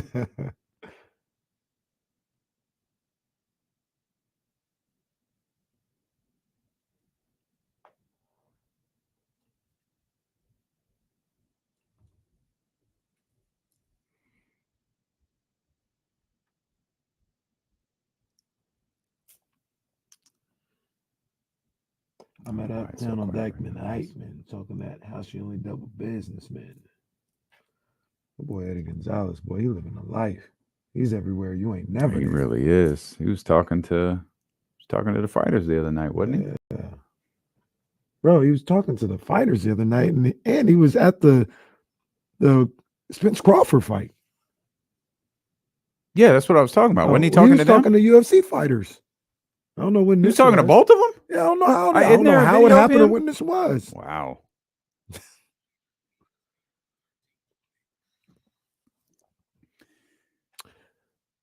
Trysta Krick set to join us at the top of the 2 o'clock act. Start over. Trysta Krick set to join us at the top of the 2 o'clock hour after a slight scheduling mishap yesterday. It happens. She'll be with us, I believe, still live from Portland. Okay. So happens. she will. We'll ask her. We didn't talk about this yesterday. Are you hip to the Orlando Magic story? No, I don't think so. Oh, it's bad. What happened? Or do you just want to bring it up when she gets The Orlando Magic made a sizable political contribution. Oh. Orlando, as in Orlando, Florida. Yeah. Yeah. The majority of these guys who make these sizable donations, the majority of them probably go to that side. No, that's facts. It's just I think the weird thing about the donation was it was in the name of the Orlando Magic. Which immediately Adam Silver has to be like, we're not doing this. Yeah, I was just about to say, I don't think fix you can do this that. immediately. I don't think you can do that. And you can do it out your own pocket. Don't put us in there. You also, boy, that's gonna create some interesting conversations moving forward. It's gonna create some really, really interesting conversations moving I don't forward. know why they always feel the need to do that. Like if you own a sports team, I mean, I don't know. I'm not going to get too far into the weeds, but like, why do you feel that? Why do you feel the need to do that? Why do you feel the need to give your money there? I think people do it as a way to show what they believe in. So think about that. But with this family, like, this is nothing new with those people that own the Orlando Magic. Like, this is nothing new. I mean, there's people in this city who, following the Stephon Clark protests, demonstrations, made sizable donations to that district attorney who never, ever thought twice about prosecuting a police officer. To me, you do that to show what side of this conversation you're on. That individual never gets called out for this. And I have no problem saying it's the owner of the Republic. It's Kevin Nagel. I was shown that, like, look at this donation that he just made. The day after, like, what point are you trying to prove? And you want me to introduce this dude as a philanthropist? I'm good. Now you can have that. You can have that. You showing me something. Right. Doesn't work. Yeah, your money's talking. Doesn't work. Your money's talking a certain way.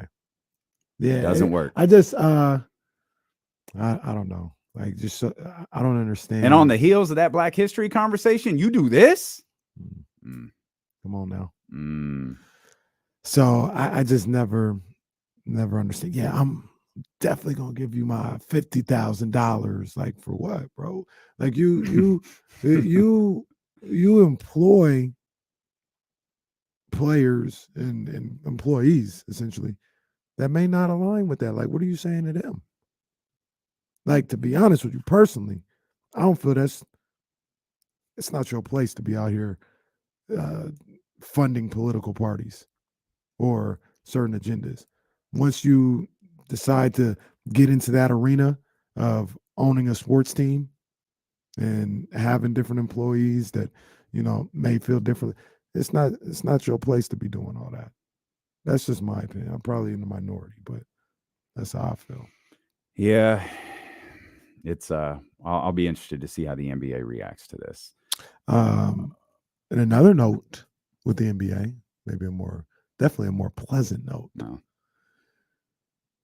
A little preseason schedule action has been put out there. Okay. Golden State Warriors announced their preseason schedule, and none of it matters except for two dates. On October 15th, a Sunday, they will come to the Golden One Center to play the Sacramento Kings. And on October 18th, a Wednesday, the Kings will go to the dental office to take on the Golden State Warriors. Okay. So, everybody, Wait, what are those days again? October 15th is a Sunday. That's going to be in Sacramento. Oh, okay. And October 18th is a Wednesday. That's going to be at the dental office. Everybody, get ready to get on that bus. No, don't do that. Don't do that. Don't do that. We're going to wake up to tweets about, hey, Kenny said we're taking a bus to San Francisco. Is this true? Pulling up tweets from 3 years ago. Stop it. Stop doing that.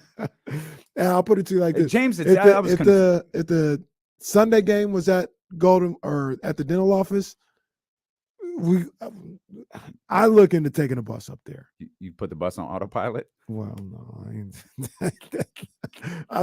Look, I didn't go no more than, I can't even tell you like what the miles were, but 30 seconds without like hitting that brake. I'm like, all right, I'll take back over. I don't believe you. I don't believe you. I think you rode from Elk Grove to Roseville. No, it's too many twists and turns. Autopilot. Kenny just cruising away. No wonder Kenny sending me graphics. Like, I was like, has Kenny left the house yet? Well, how is he sending me this graphic? How is he sending me this detailed email? Man, I couldn't do nothing. Well, we know now. Than lock in on that road, man. That was kind of scary. It's kind of scary, but it was cool at the same time. You're a thrill seeker. You can go get on that ride at Scandia next and see how that goes for you. No, sirree, Bob.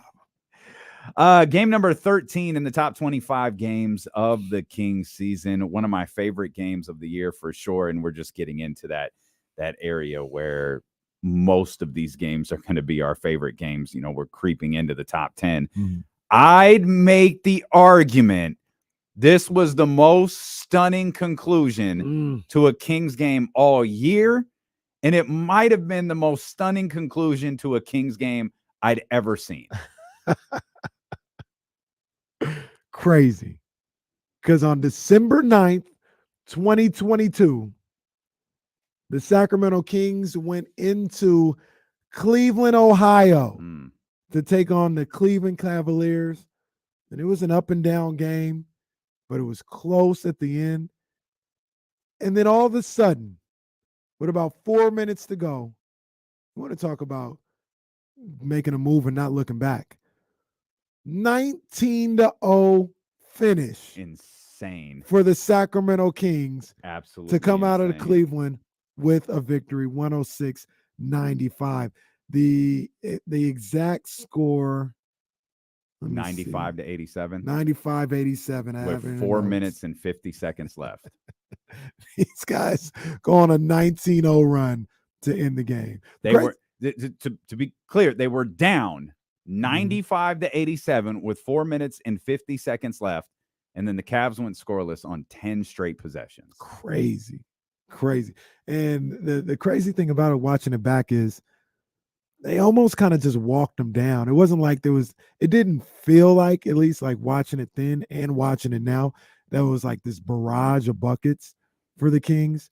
It's just kind of steadily, got to stop, scored, got to stop. Because I don't even know if they even scored on like every possession. I don't even think that's what happened. Like they would get a stop and then come down and miss a shot, come back, get another stop, make it, come down, get another stop, then miss a shot. So it wasn't like this barrage, like, oh my gosh, they can't miss. It was just, after a while, you're like, hey, when's the last time the Cavs scored? Wait, this is a 10-point game? Wait a minute, what? This game's almost over. Yeah. And it was crazy to see. Two things of note, or a couple of things I want to piggyback on that. De'Aaron didn't play this game. No. You look back at you look back at the box score, and it's just fine. I mean, the most overrated player in the league did go for 18 and 18. But like, there's, that obviously stands out, but there's no like 40-point performance. There's clearly he didn't play. There's no fourth quarter Fox, but you're not even Malik. Nothing. Malik got 9. Your assessment of the final few minutes is so funny because you've got less than 5 minutes left. The Kings are down 8 and they go on a run, and it's like, okay, we got a ball game here. Kings got a chance to win this one. And then they Kings are. Yeah, did the Kings just low key blow out the Cavs?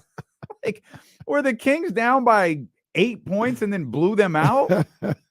Yeah, pretty much. That's what happened.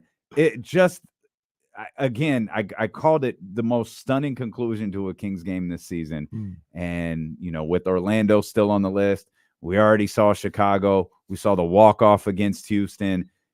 This one was, we one of my favorite games, the Laker game that we already talked about. This was incredible. Yeah. Absolutely. And it's the 0. Right. 19-2. Right. Oh, that would have been cool. It's the 0 that's like, they shut them out for 5 straight minutes. That was crazy to see. Couple of notes that I've got from this game.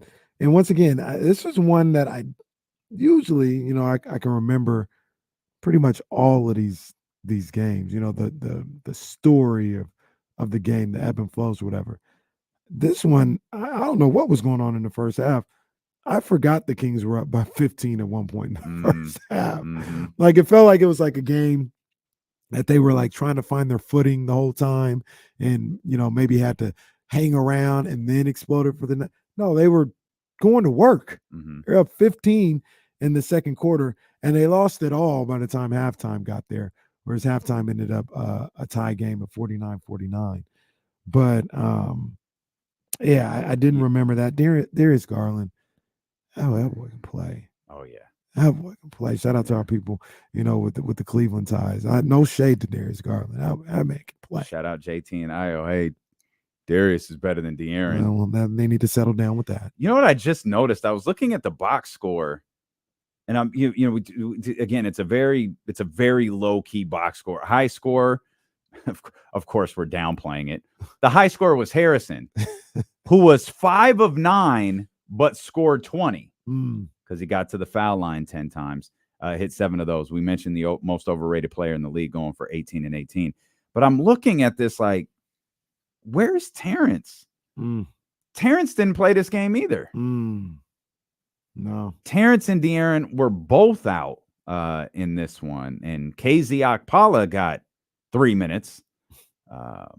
Trey Lyles played 17. Malik played 21. Obviously, Davion played a ton of minutes with De'Aaron out. But this was Delly minutes. Did we get Delly minutes? We in got this Delly one too? minutes, man. We did 15 minutes. Delly minutes. Yeah, Here's the backup PG. Yeah, we got some Delly minutes out there. 1 of 1, 3 points for Delly. What a Yeah. Oh, you mentioned the Kings.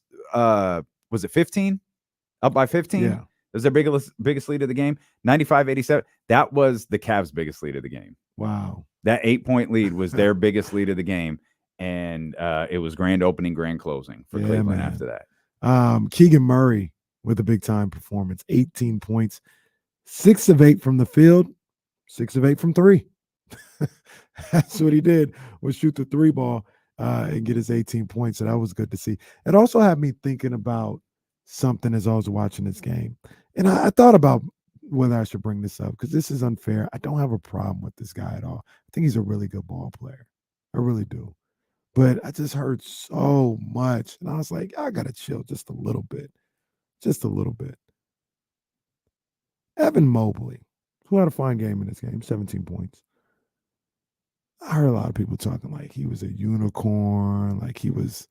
I was like, yo, Evan's good. He's a good ball player. Like, y'all got to settle down a little bit, though. And, he had a decent second season, 15. I think it was 15 points a game, maybe 16 points a game. Yeah, 16.2, 9 rebounds. Good stuff. Struggled in the playoffs mightily. Would you take Keegan Murray or Evan Mobley right now? Oh, don't do that. I love Evan Mobley. I do too. I think I'd take Keegan though. Yeah, I would too. But I really like Evan Mobley. Like he's good. He's a good ball. I think really you were ball you were kind of mean to him last year. Well, because he's not a unicorn. Well, he's not that. And I don't know who said that. Tons of people. Well, that's dumb. He's not that. Tons of people. He's a very, very good young basketball player. He's and so is Keegan Murray. Like, so I'm fine with Keegan Murray. I take Keegan. He's a guy that the way people were talking about him, is somebody that you build your franchise around. I don't think you build your franchise around Evan Mobley. I don't think you do. I don't think he's a one. I don't think so right now, but I reserve the right to change my mind. I don't know that we're going to find that out either with Donovan Mitchell there. Like, how are we going to be able? Well, don't do that. Don't do that. Calm down, Kenny Bontemps. Like, relax. Tim Bontemps got Donovan all the way out of Cleveland right now. Let's get Kamara real quick. 916-909-1320. Kamara, what's up, man? What's going on, man? I actually thought it would be appropriate for me to talk about the Orlando situation since, you know. Those are your people. Why are y'all trying to erase Black history out there? Calm down. Calm down. Need to get out of Florida, bro. Yeah, come home. Come on, man. Come on home. Like California is even less expensive. Like, well, let's not talk about that. No, that's a sore subject here. Yeah. I mean, you know, but it's fascinating because like the DeVos family, especially Betsy, you know, they're extremely right wing in their approach to politics, but it's odd because number one, the Magic, what people don't realize is that it was actually the name Magic was influenced by obviously the association with Disney in Orlando. And so when you have the name and a team that's one of the biggest corporate partners in the area of Disney, and then you have the person that is supporting is clearly on the opposite side of the street for that, it just makes it even more confounding, like why you would even do a political contribution in the name. And now I am saying I actually have done political contributions in the name of my law firm. And so, you know, that's not foreign, but again, I wouldn't have a law firm full of certain type of employees and then I'm doing a contribution with the candidate or the person that's opposed to who I'm employing. So let me ask you something from a legal perspective. Like, is Adam Silver going to have a say about this? Can Adam Silver actually have a say about? First of all, Adam Silver is a high profile employee of the Board of Governors, right? So that's very true. And so, I mean, if he's going to start regulating who and what a team can do with their private contributions, that may open up a floodgate. But how much of it is private when you tag the company name to it? Yeah. I mean, it's private because it's not a public entity. As far as like, it's not a public works program or anything like that. It's a private business. I mean, I think what Adam Silver is going to have a problem with is like, hey man, like, you know, this goes against the mantra of what our league stands for, and you can't be associating the brand. You can't be messing up the brand for your own personal endeavors. And so I think that would probably be the best route that Adam Silver would go through. So interesting. We appreciate you, Kamara, man. Thank you. It was actually Kamara that alerted me to this story because I missed it, and then right after I saw Kamara, I saw Trista's TikTok. I don't know. I don't have money like that. It seems like he wouldn't be able to put that under the Orlando Magic, but I mean, Kamara just laid out why he can without Adam Silver forcing him to do anything different. But it just seems like if I'm Adam Silver, I'd say, hey, if you want to do that, it's your prerogative. Put it under your own name. It's just it reminds me of the Cap stuff in the NFL, the Colin Kaepernick stuff, and he's one of the reasons I can't stand him at this point, and one of the reasons I can't stand this person is John Elway. John Elway was, you know, he was telling Colin Kaepernick jokes and doing all this different stuff and talking about, you know, keep politics out of football. Meanwhile, this jackass wrote a letter of endorsement for a political candidate on Denver Broncos letterhead. To make it clear, this is John Elway of the Denver Broncos, and I'm trying to use my influence to get this individual elected. So it's keep politics out of sports as long as it's not the politics that I agree with.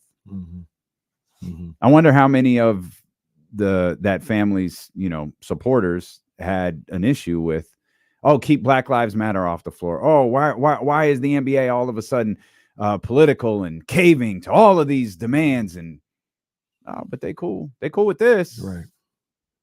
Right. I don't know. I'd be curious how Paolo feels. Mm. I'd be curious how those dudes in that uniform feel. Mm-hmm. That's what I was saying earlier. Like, you're doing this with, you got not only the players, but I'm sure you got employees in the front office and, that work in the arena and how they feel about the situation. I've said this before. You thought 16-20 was bad with Donald. Wait till you get a load of this dude in Florida. Because this dude's different. Like, Donald was out there just flying by the seat of his pants, just saying whatever, not knowing how to play the game. I'll just buy my way out of it. This dude knows the game. This dude in Florida gets elected. We're about to enter a whole different animal. Yeah. Whole different animal. One other thing on game number 13, real quick. I can't confirm this. I do not know. Okay. But I feel like this might have been the first time one of the Kings players referenced the beam.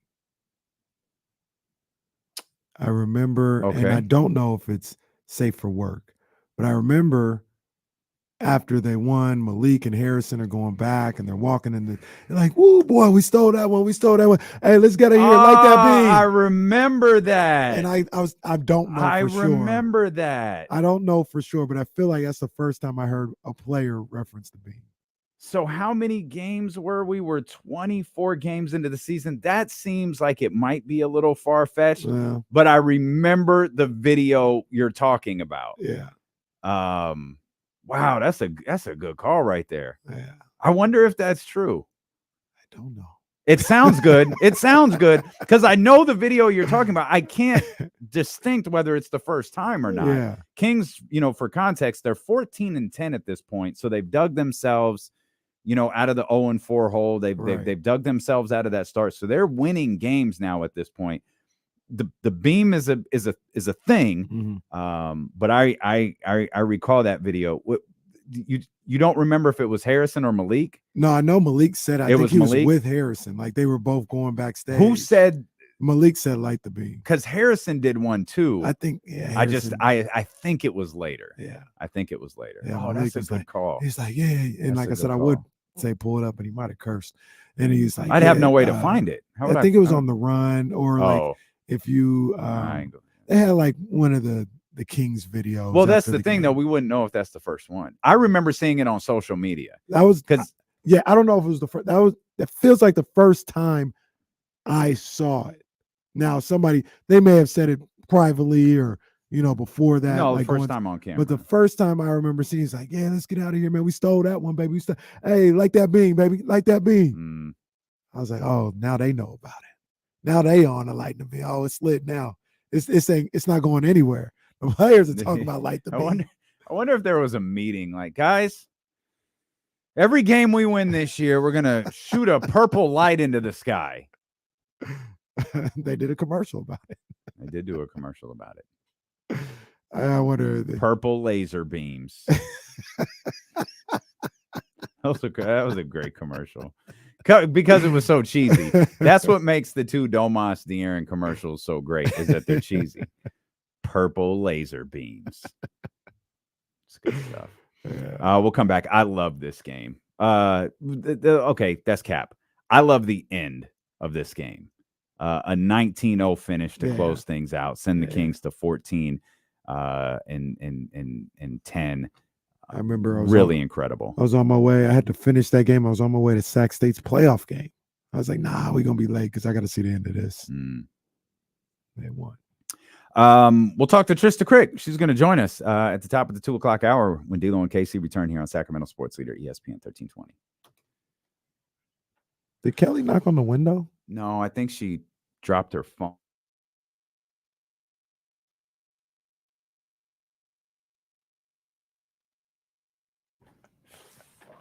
For some reason, when people drop their phone out there, it's the loudest thing in the world. That's what I was going to do. See if I can find it.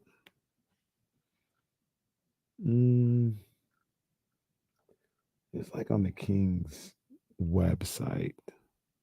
I don't really know how to find that. Let's see.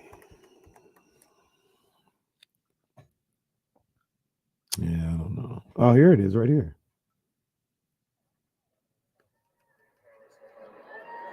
Got a win, man. We snuck up out of here, man. Snuck out of Cleveland with a win. Like the bean. One more time. We on the way like the bean. Yes, sir. There it was. Malika saying it. Terrence is cursing in the background, so I don't know if that's playable anywhere. Let the beam on them folks' ass. Snuck up out of here, man. Snuck out of Cleveland with a win.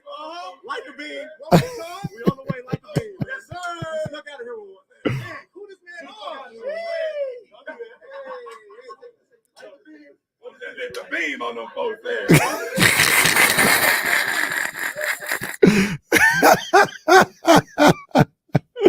Like the beam on them folks' ass. Yeah, that was cool. That was real cool. Yeah, TD. Everything is actually fine. TD is like cursing like crazy in the beginning, though. I think he drops a couple MFers.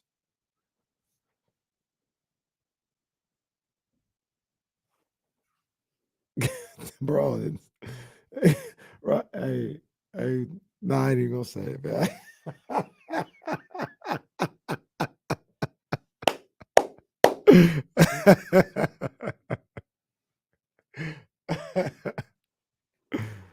Oh man.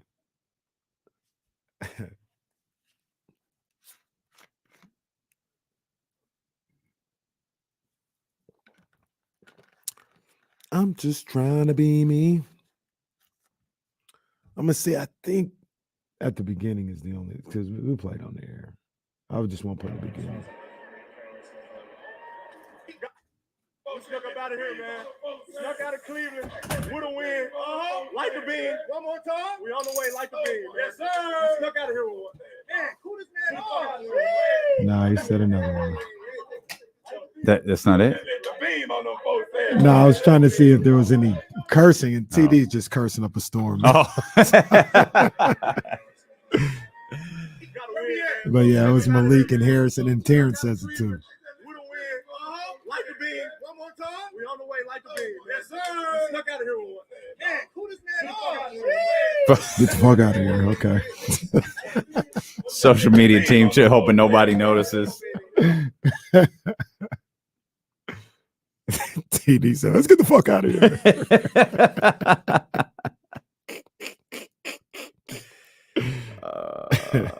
Are you going to the Republic on the 25th? Yeah, I'm gonna go up there. At Hughes, baby. Yeah, that's pretty dope. I'm bummed I'm gonna miss that. At Hughes. Is that the same night as the high school concert? High school reunion? It is. Is it? Oh, wow. I think so. I might have to double dip. It's 49ers and Chargers that night too. I might have to double dip.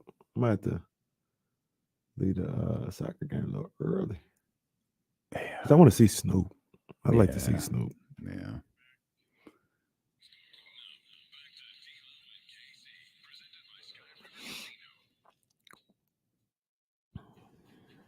Mm-hmm. Trysta Krick coming up here in just a couple of minutes. Little reschedule from missing her yesterday. James Ham will join us at the top of the 3:00 hour as well. I had mentioned this yesterday. We didn't really get the opportunity to dive into it.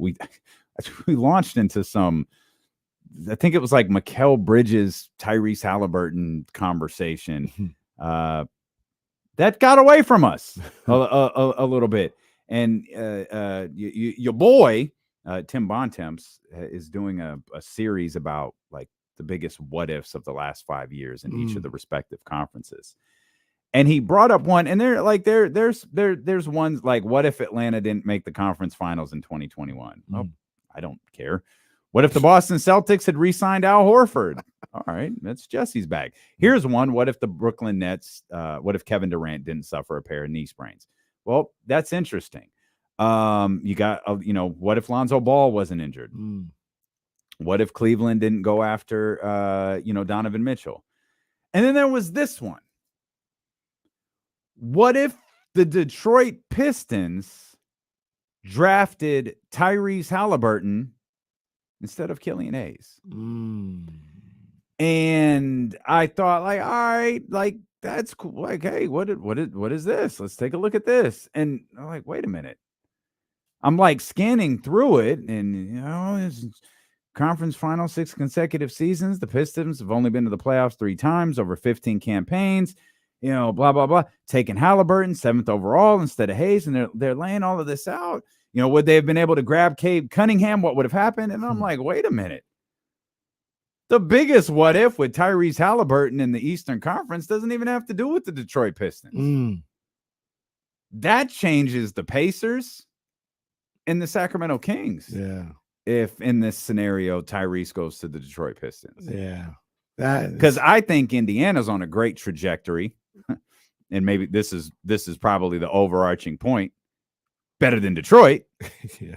And obviously Sacramento is on a great trajectory, Right. but it's because Sacramento was able to draft Tyrese Halliburton. Yeah, that's a crazy what if. I mean, and I remember at the time the consensus was Tyrese was like at least top 7 type player, right? So to think that he might go 4 or whatever, go wherever Detroit was drafting, wasn't inconceivable at all. And them just zooming by him for Killian Hayes. And then that led to other teams also passing him up. The other what if that isn't on here necessarily is what if Phoenix gets him to play alongside Book and be, backup and learn from Chris Paul and all that other stuff. But yeah, that's a crazy one because, like you said, it changes everything. There's about one the Kings as well. There's one way worse than that, isn't there? Ty was 2020. 2021. Yeah, 2021. Was that the year that because the pandemic was 2020? Oh well, no, right. They had to draft 2020 as well. That's right. So they had 2 drafts. He was 2020. Yeah. No, you're right. They just had it later. It was like it was just late. Yeah. Okay. So it was just late. Mm-hmm. Wasn't that the Warriors didn't? Yeah, they passed on LaMelo. Oh man. For James Wiseman. This Warriors thing could be way worse. Like because with the guy with Wiseman and some of these guys, like, all right, like you're trying to figure a few things. With LaMelo, you can't deny. With Tyrese, I don't think you could deny. We should count our blessings. They screwed this up.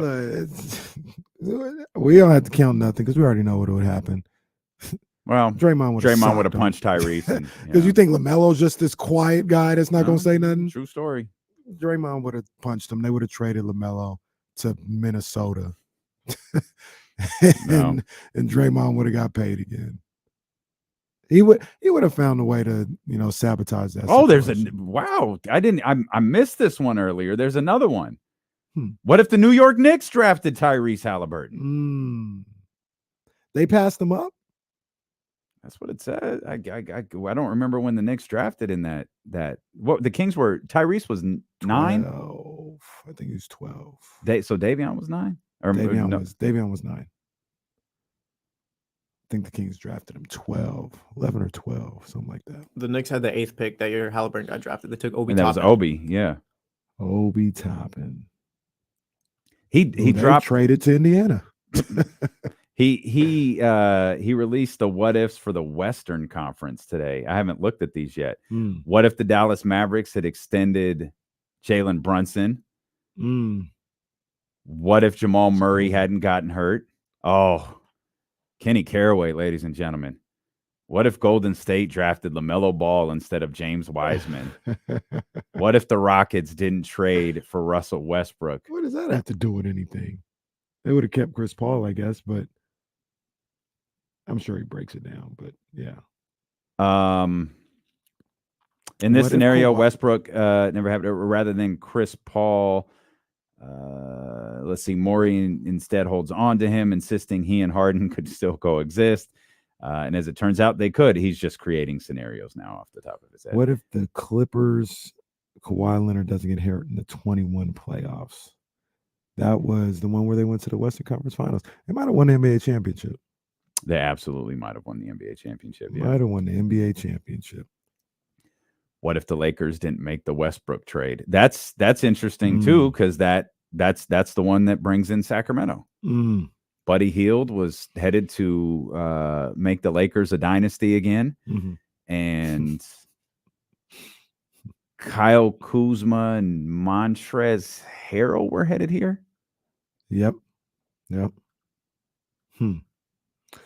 What if Minnesota didn't make the Rudy Gobert trade? Well, the league would probably be different because nobody would be looking for that type of haul. Oh, here's a good one. What if Oklahoma City didn't get SGA in the Paul George deal?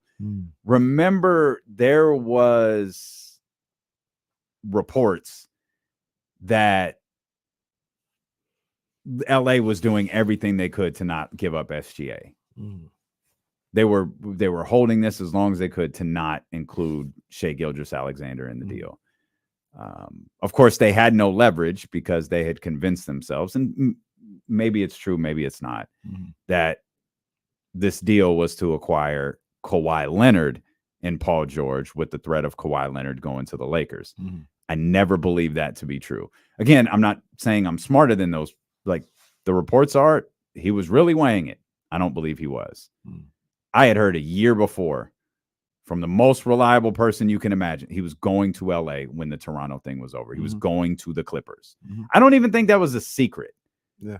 And all of the Lakers stuff I thought was a work. Yeah. I thought it was a work all the way up until I just like, this isn't real. It's 50-50. It's Lakers. The Clippers are out of it. I don't believe it. I think that's your boy Chris Broussard, by the way. I don't think this is true. He's going to the Clippers. I've got to be honest with you. Yeah. I think it's 50-50 I think you're wrong. whether or not Kawhi goes to the Raptors or goes to the Lakers. The Clippers are out of it. That's what I'm hearing. And as usual, Chris, you're wrong.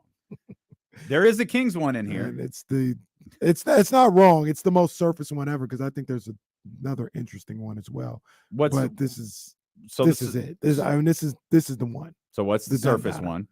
The surface one is what if the Kings drafted Luka instead of Marvin? And that's Bagley? fair. What's the other one? What if there was no bubble?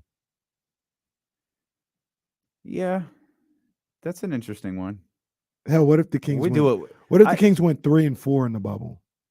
Like he got fired because they flamed Sucked. out completely. Yeah. Yep.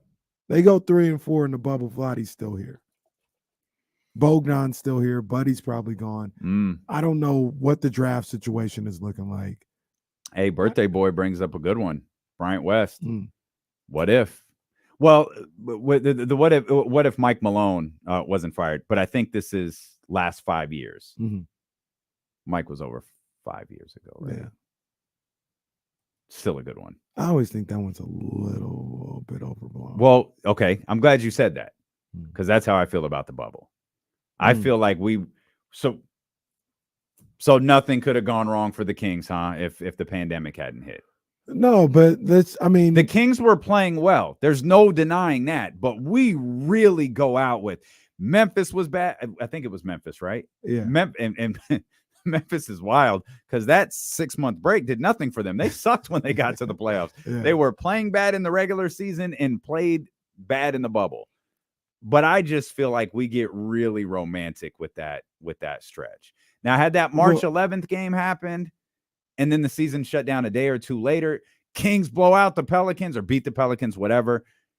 Okay. But I feel like we get a little romantic. Maybe so, but they were, you can't deny they were pushing towards the A spot. No, I'm not and denying it. Say they missed the A spot by 2 games. He doesn't get fired. So Vlade doesn't get fired. No, I agree. Fired. I agree. And you know what? You know what else? We're just, hey girl, we're just going over. Hey.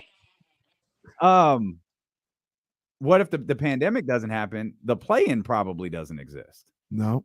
Because the play-in existed through the bubble or Mhm. because of the bubble, and then it never went away. Yeah. Yeah. We're just But that- reviewing.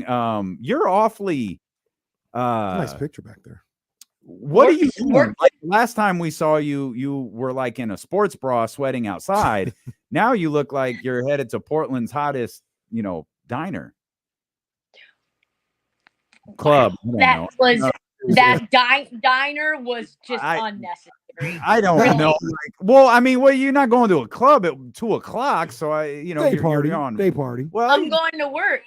I'm working remotely now. So 1080 the fan, your guy, your man, your program director who runs Portland has been so generous and nice. Jeff Austin. Is that his name? Jeff Austin. Jeff a good guy. you didn't get the email, but Jeff is definitely our guy. Gave me a production room to do BetQL. So I'm doing the show. Wait, did you guys get taken off? Are you guys gone? Because in his little tag, it still says he runs 1320. So I don't know what happened. We're not gone. We're here. Has he left in the last No, few yeah. days? There's just some shifting Well, going no, on. he's focusing on Portland. Oh, okay. He's- It's still in his tag as of 2 days ago. That's Anyway, I'm good. sure whatever. Keep it. Good for him. Good for everyone. Good for whoever. Good for whoever. I'm sure it's all good. Anyway, so now I'm doing Tell Jeff BetMGM we said hi. tonight. Shout out to Jeff. I haven't seen him, but he has given me a key fob. So so now I'm doing the show remotely until all the stuff with my mom gets taken care of. Okay. All right. So I'm Well, we going. missed- The last 2 days have been real sketch. One was like a sports bra with a denim jacket over, which was like kind of, I've been still doing stuff for mom, and I just really got to the studio. And then yesterday was a t-shirt, and I'm just like, okay, now we're starting to get back into the. Well, just to be clear, because you like to be funny, heavy Richard Jefferson vibes. Like, how many buttons down are Richard you right now? Jefferson. One. One. Two, like, yeah, that's a lot. You Yeah, missed okay. one. Three. That's not two. Three. There's no way she that's skipped two, the button. bro. That's three. There's no One, way that's two. two, You keep skipping One. the button. two, No, there's one. one, two, three. There we go. That's terrific. I'm All right, I didn't not gonna realize. say what I was gonna. I'm not gonna say what I was gonna say because Damien always blushes and stuff. So and he's already got his red bone tan on right now. So we don't need more. Oh, we're censoring ourselves now. I was gonna say when I go 3 buttons, I have these neoprene nipple covers just so that we don't have any problems. All right. Did you need that? Did you? No, did it's you fine. wanted that or you It's didn't want it? It's fine. It's like just It's paint the like whole- a bra, but it's like a bra, but it's not, so that you can go all the way down. Wow. When I broke whatever version of it with the Miami Trysta, I had some nipple covers on then too. Trysta and Kelsey Plum, same. Well, Yeah, you gotta wear them. Gotta wear them. well, that's not an issue for us. We just go Deep like Kenny plunge. took pictures. Kenny took pictures on his birthday with the deep plunge and had it pulled apart. Made sure that Summertime, baby. That's what we do out here in the year's best month, July. okay. It's open.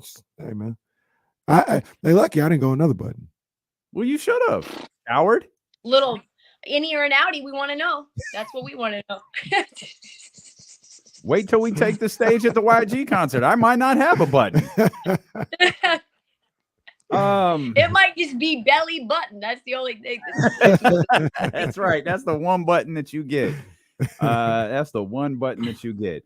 Okay, that's cool. I didn't realize you were doing BetQL from. I saw a video yesterday. I was like, what was she just tapping? It was either that or a short-term leave. So Oh, so yeah, I decided no, I to ain't doing that.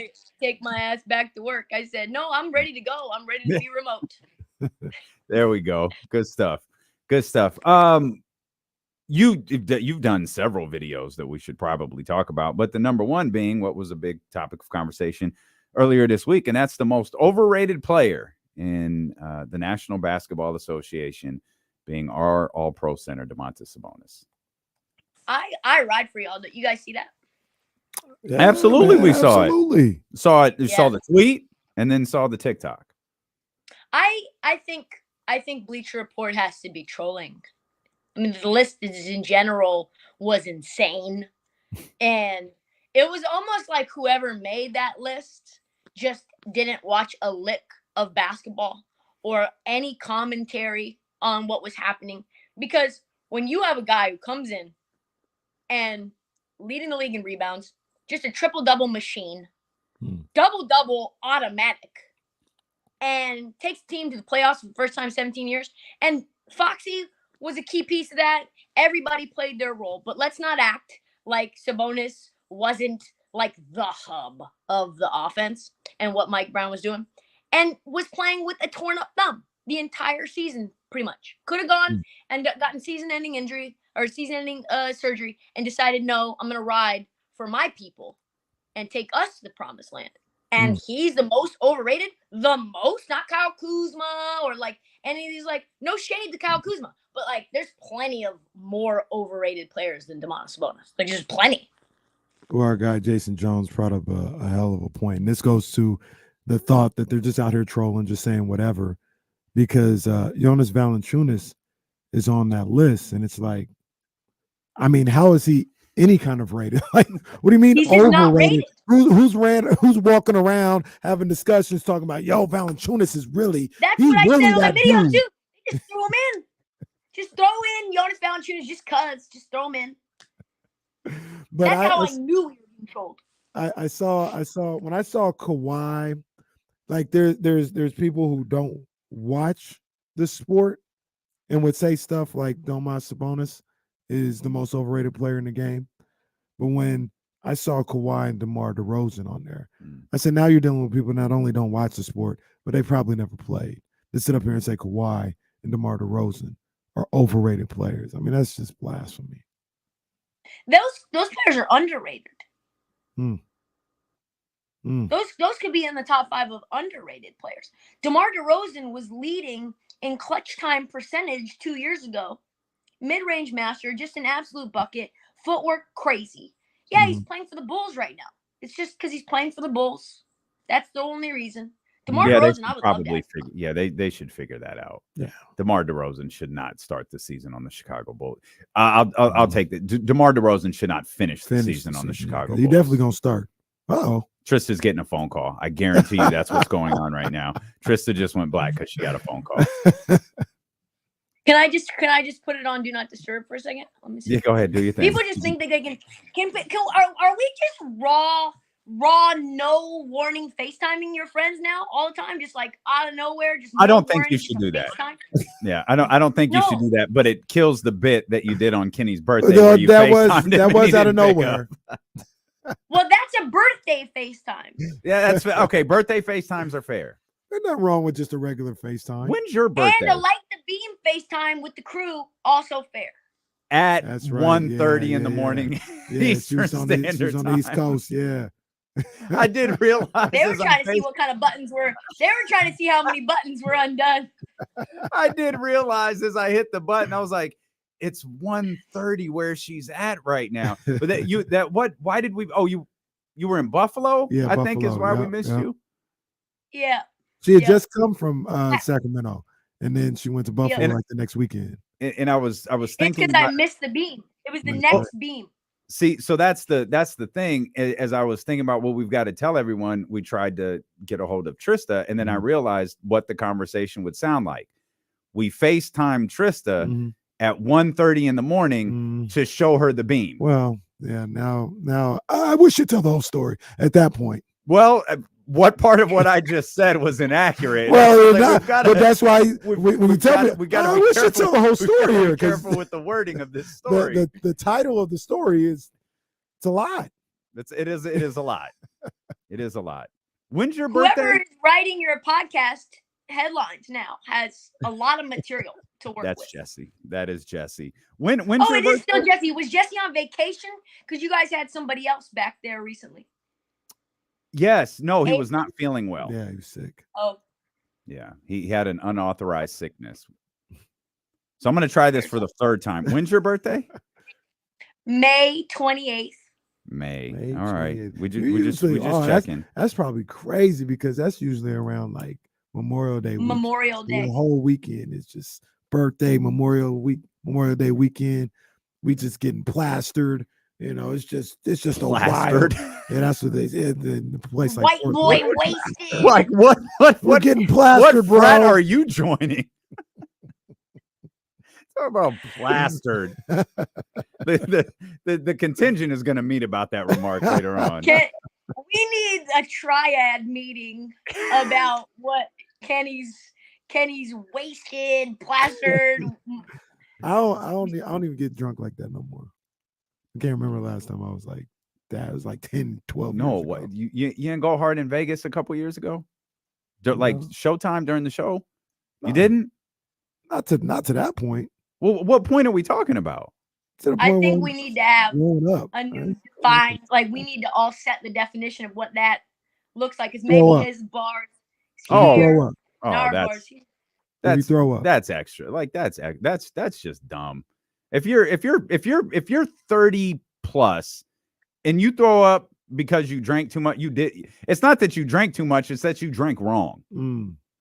I agree. One time, Though I have tiptoed that line a time or two. one time, this was, I think I was still under 30.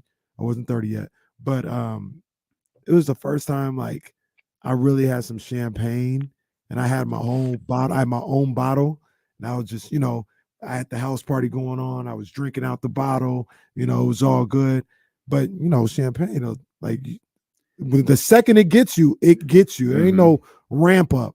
And I was like, I don't feel good no more. And then start throwing all that up. That was crazy.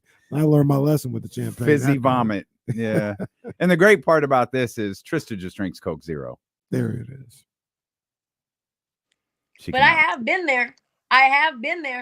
I was just thinking about this because a friend of mine who went to Oregon with me, I just saw him yesterday. He's an independent insurance adjuster, which is why I had to cancel. He came by last minute.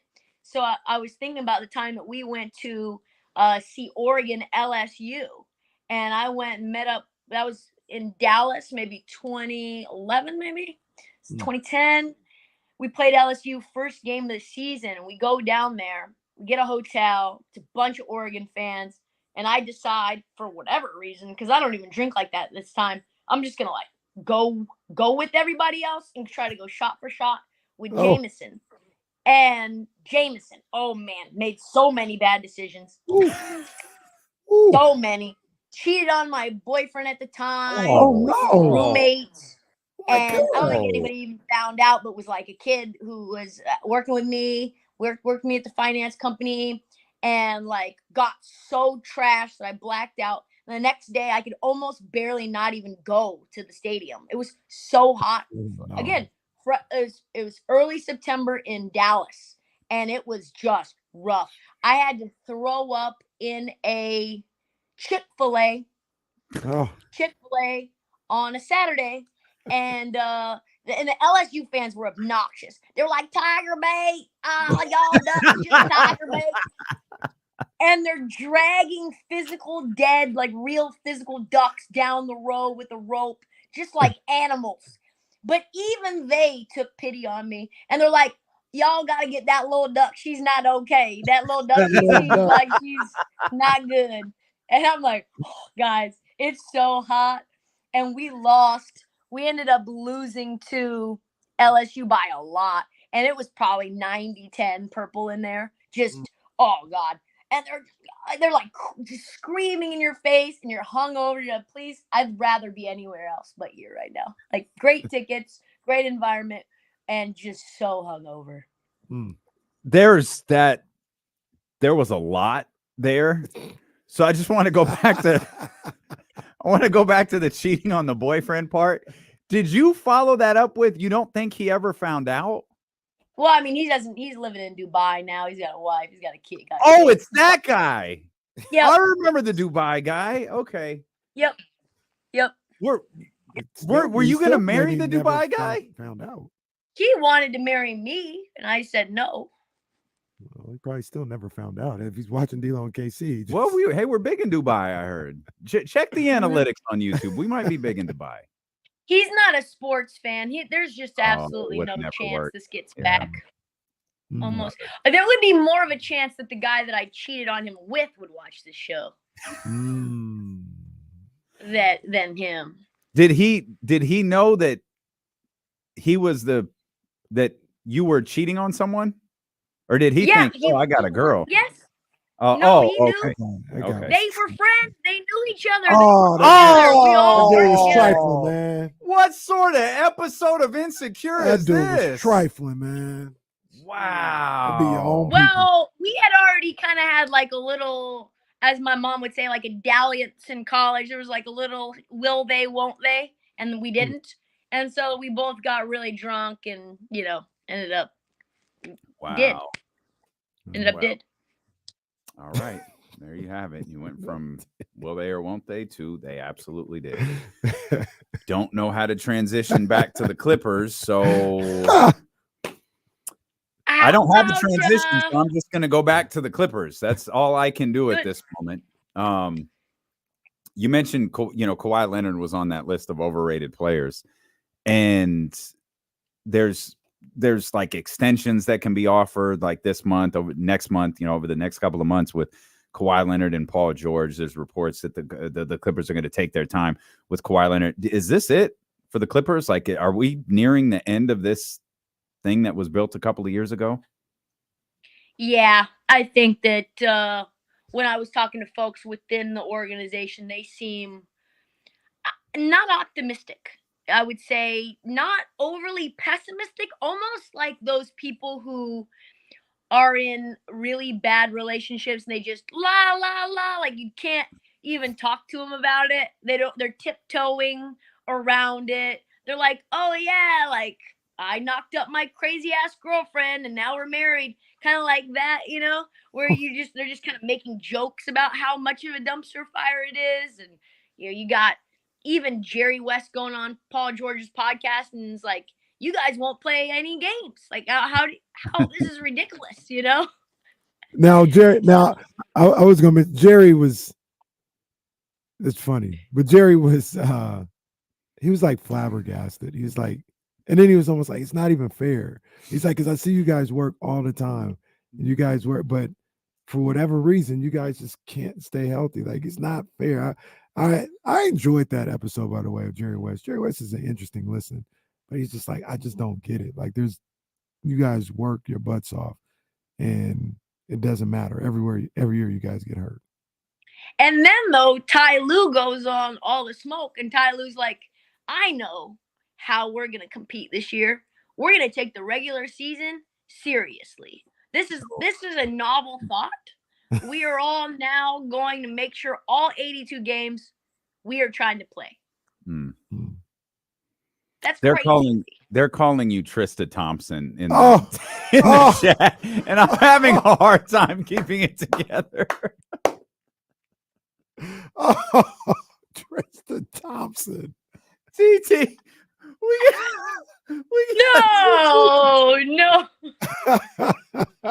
No, they're not. Oh man. Who's got Bebe? Who's got the origins of Trysta Thompson? I'm sending them a D-Lo and KC shirt. That is hilarious. The Chatty House never misses. They're just so classic. Oh, TT, it's Bebe. Hey, Bebe, DM me your address. I'm sending you some D-Lo and KC merch. That's an all-timer right there. That is an all-timer right I could tell that D-Lo wasn't locked in, and I couldn't figure out why, but now I get it. It dawned on me you're on your phone, so you probably can't see the chat the way you normally do. And my first thought is, okay, don't break. And then I'm like, why isn't Trysta breaking? She would find this funny. And I realized she can't see it. Don't react until Kenny's done talking. And it was just flooding the chat house. And I'm like, go ahead, keep talking about Jerry West. They cold, man. They cold. Trysta Thompson. I give you guys all of me. I just want you guys to know that you guys get my vulnerable, all of my dirt, all the things. I go on these other places. I just tell them about, bets and my opinions on sports. You guys get all the dirty laundry, So And we I appreciate it. appreciate the jokes because they're deserved. Here's the deserving. thing. No one's tuning into this for spreads.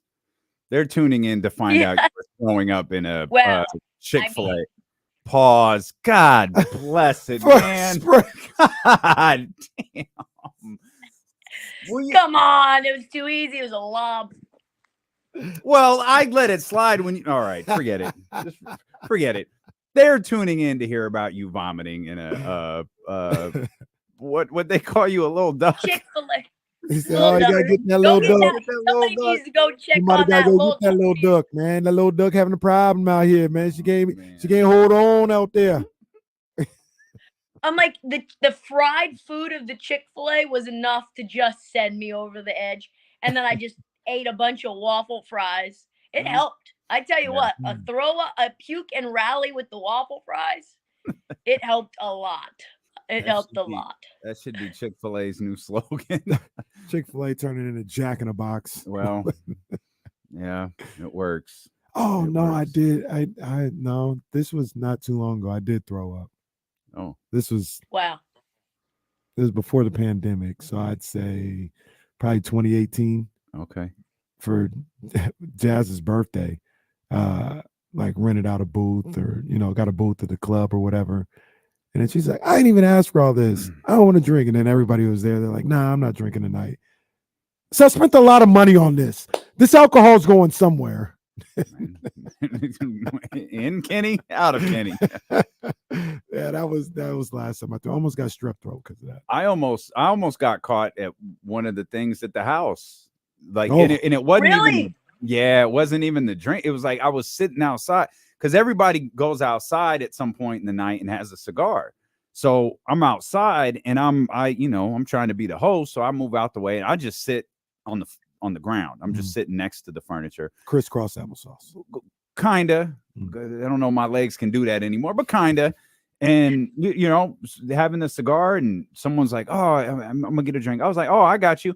And I popped up and was like, "Whoa, whoa, all right, just act normal." Put the cigar on the ashtray and walked in.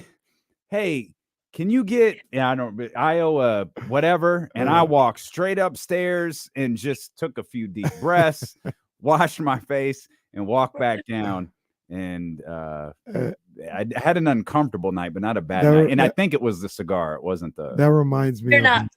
I don't You're not remember. limber. You're not limber like that anymore. No, nah. That reminds me of. I don't remember. See, I got to go back and really watch this movie. But Wolf of Wall Street, with how he thought he drove off and how he actually drove off. Oh man, that's such a good movie. It is a good movie. I've seen it in parts. I haven't sat and watched the whole thing before. I got to sit there and watch the whole thing. Did you watch the Wilt Chamberlain doc?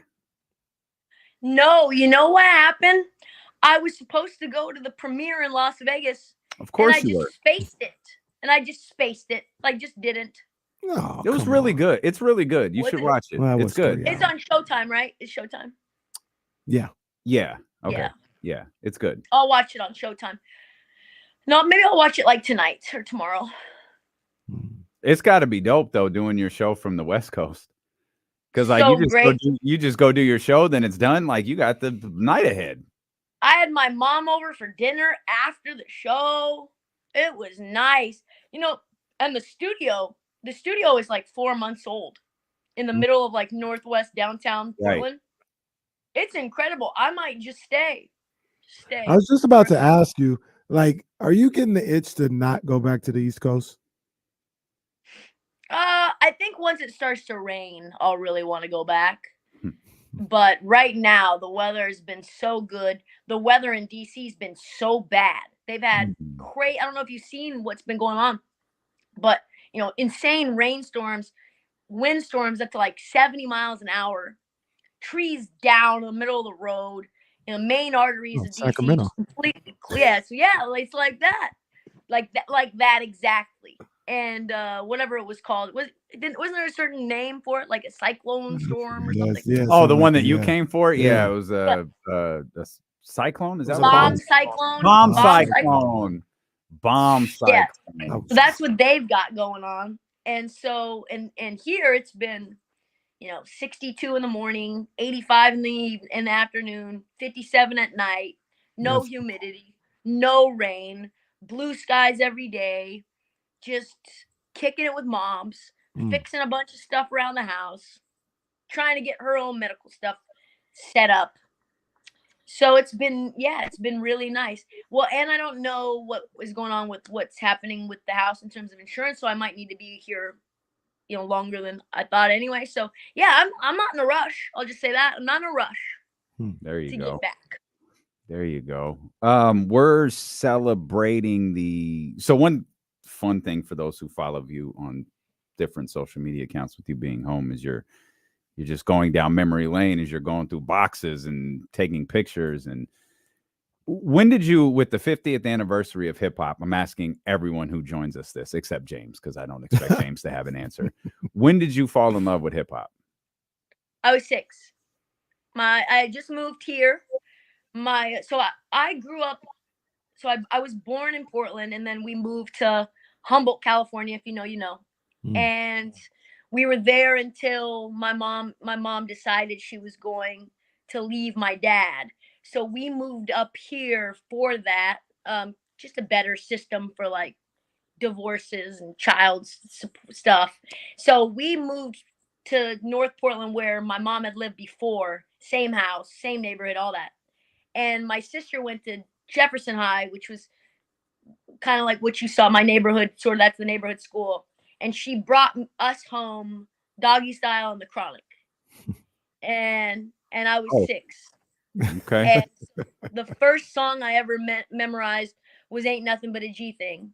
And I was Snoop, my sister was Dre. I like begged her to memorize it with me, and we performed it in the living room for my mom. And I just knew like that West Coast funk era was just everything to me. I loved the harmonies. I loved Nate Dogg. I love Warren G.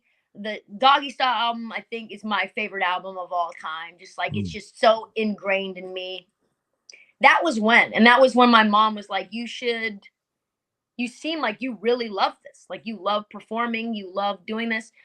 Never mind the lyrics were just like, crazy for a 6-year-old to know. But she let me harness all of that and all the good side of it and the creativity. She was like, you should just start writing yourself. So yeah, I was 6. It was 1992 is when I fell in love. And then that was when Bad Boy became huge too. Like right after that. After that, 112 I loved. Bad Boys when Biggie. Yeah, Biggie. That's when I was like, yo, these guys are cool. Like that was the first rap album I bought was No Way Out. I was like, I might have been 11. I don't know. I was, I wasn't 6. I was a little older than that, but No Way Out was the first. And people like hip hop, people, that ain't hip hop, all this other stuff. It was Rakim and that's the first one. No, man, like I wouldn't. But still, it was No Way Out. It was Puff Daddy and the Family. That was like, yo, this rap stuff is dope. I went to that No Way Out tour. My mom, it was the first concert I ever went to. My mom, I was doing this, there was this like camp in Corvallis that a bunch of us from middle school went to every year. We were camp counselors. And my best friend Danielle and I got pulled out of our dorms in the middle of the night, surprised, the night before the No Way Out tour in Portland. My mom had my sister pick us up. She bought us tickets. And mind you, this is on my mom raised me on $347 a month, period, me and my sister, including, rent and all that.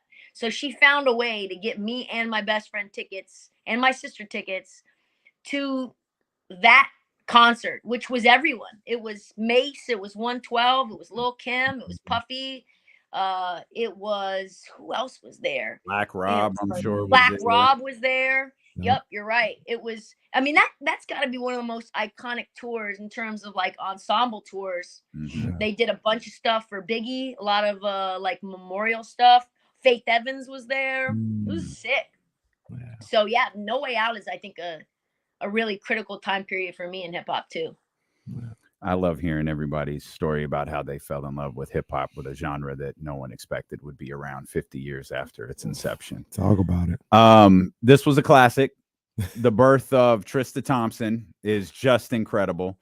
You guys already knew I don't respect monogamy. Like you've already known that. No, we've had that. We had that discussion. You know that. Like it's not like it's not. I mean, what are we doing? You know. No, it wasn't the first time and it wasn't the last time. Here we go. No. Big Pimpin', Spin the Cheese, with Bumpy, Pimpsy, and Timothy. That's oh Trysta my right God, there. guys. One more thing. In every notebook that I found in Portland, every yearbook, every notebook I wrote in, it's like T Krick pimping. That is tremendous. What do you want to be when you grow up? A pimp. Oh God, that's not okay. That is just. I think it was that time period when everyone was just pimping. Everyone was pimping ain't easy. Bang pimping. Yeah, man. Pimping says pimping. With T Krick, Timothy, UGK, and Timothy. That's what we're doing. It ain't easy, but it sure is fun. Trysta Krick, Heat Check Podcast, Bet MGM tonight. We'll be back with more Stilo and KC here on Sacramento Sports Leader, ESPN 1320. Oh yeah, that was amazing. I get you guys out on time? No. No, we're 2 minutes late. But if I had gone to Jesse and said, "What do you want to do?" he would have said, "Stick around." I was like, "No, we're taking a break." All right, guys. I love you. Talk to you soon. Thanks for making time on a Wednesday. Man, no, thank you. always. Thank you. Yeah. Bye.